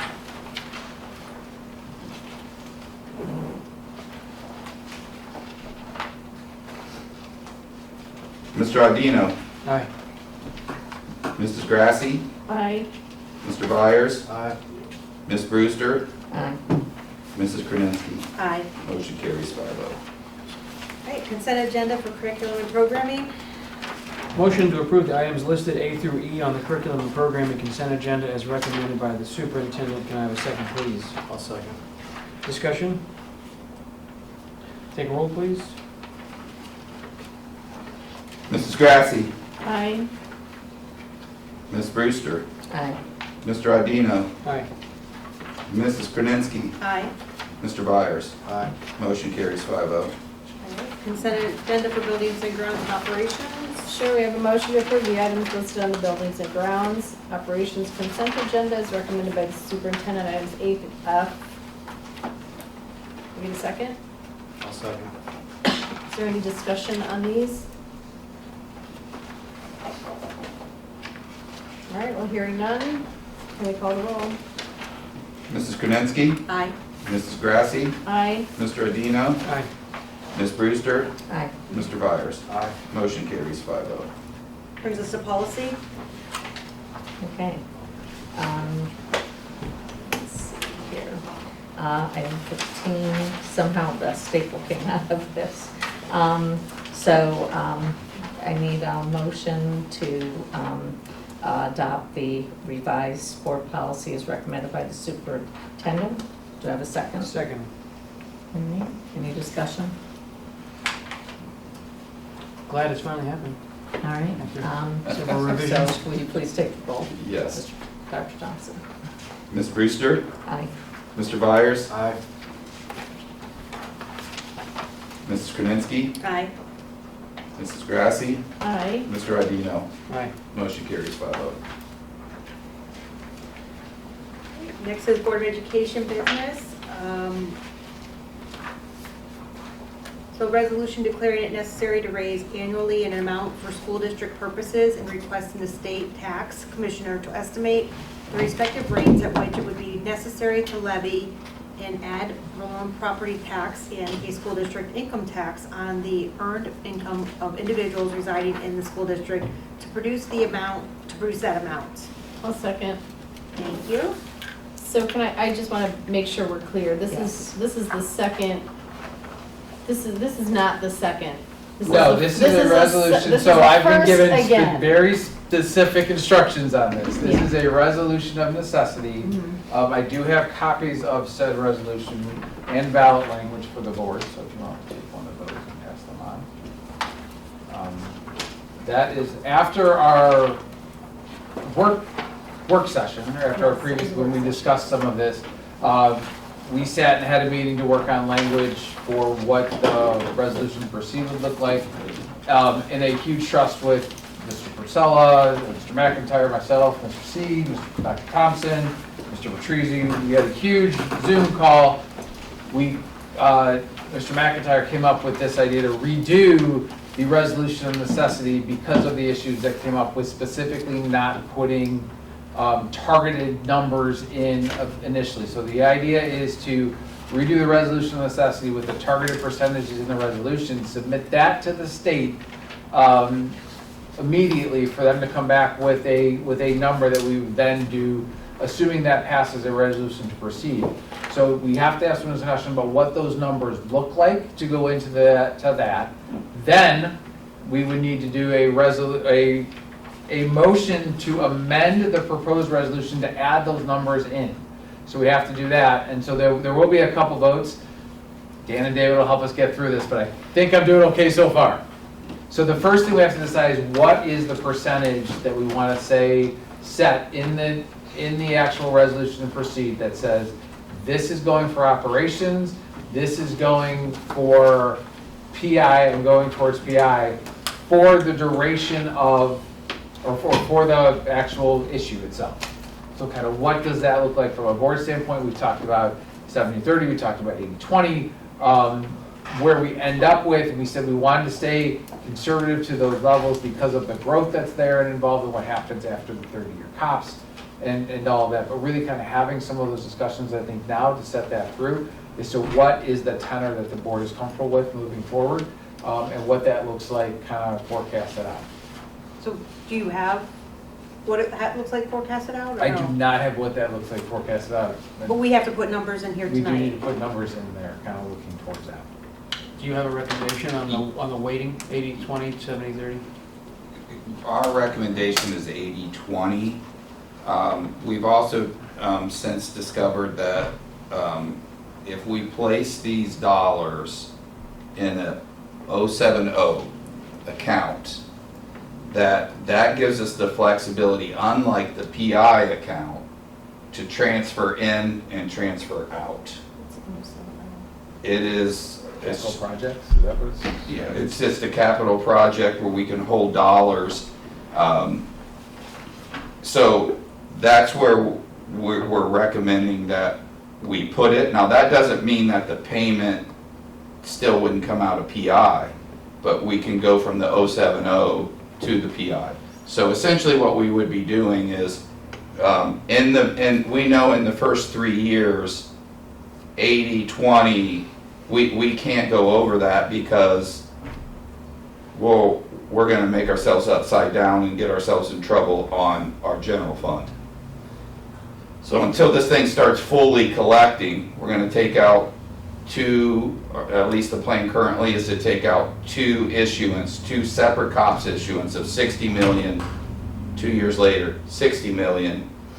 Hold those dollars in the 070, and then this time of year, every year, we're gonna make a transfer over to the PI to pay our COPS issuance.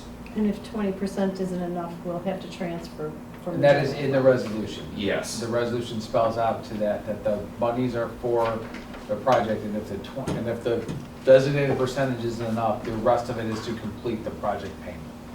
So we would have to just. And that would have to be by board resolution every year, One board consent resolution agenda. every year. just to be clear. That's not necessarily have to be reflected in the ballot language. That is the ballot language, and that is what is only permissible by the state of Ohio. And so it doesn't have to be designated there, but it has to be designated in In this the resolution. resolution itself. I think we also mentioned that the 20% going into that 070 account as it comes through will also help us. The PI now is a little bit under as well. It'll help to catch that up as that payment catches up until we have to start making those payments. I think it will also help our cash balance, Yes. like the restrictions on cash balance, if we put it into another fund, and the fact that we're gonna designate a certain percentage of it, 20, whatever the percentage is, at least we're designating a minimum that's gonna go over to that, and people will be able to sort of understand that, I guess. Yes. So thoughts on percentages? So, well, I guess the recommendation, I'd like to pursue it this way. The Right. recommendation is 80-20. Does anybody have any concerns with that? I just want clarity on this. Is this to get the information, but this isn't putting it on the ballot This yet? is to get the Not yet. information. Okay, This is because all- we had to vote so again there because will we be a- changed That's July the the 1st. district. Yes, that's the distribution. July 1st vote. We collected everything, we took everything back, we kind of reflected, decided this is the best approach to make sure we had all the concerns addressed, and we're crystal clear in kind of the board's intentions, the outcome, and the project outset properly, so. And then let me ask you a question. After the bonds are paid, 30 years, we're all dead. I get it. Relax, 27. Thanks. They're only 40. Yeah, let him live to 90. Grayson will still be here, he'll write about it, he'll remember it. You and I will be there. Meanwhile, when that happens, and you're not dead yet, you can ensure that like 20%. the 20% will is still gonna, yes. is gonna continue then at that point, go into this capital improvements fund, so it's almost as if it's additional PI money at Yes. that time to help To address deflect some of repairs. the stuff from the buildings that are now getting to be, you Absolutely. know, yeah. Okay, just All right, so 80-20, fine with 80/20. all right? So we need a motion to amend the resolution to add 80 to the 80-20 split. All right, so can we make a motion to amend the resolution to show or reflect an 80% for current expenses and 20% for permanent improvement? I will second Thank you. the The amendment amendment. to. That's amend the all we're resolution. doing, we're just That's amending it. the resolution. Right now, Okay, correct. any discussion on that? No, I just have a question for purposes of rules. We already motioned and seconded with this one, and then there was no vote.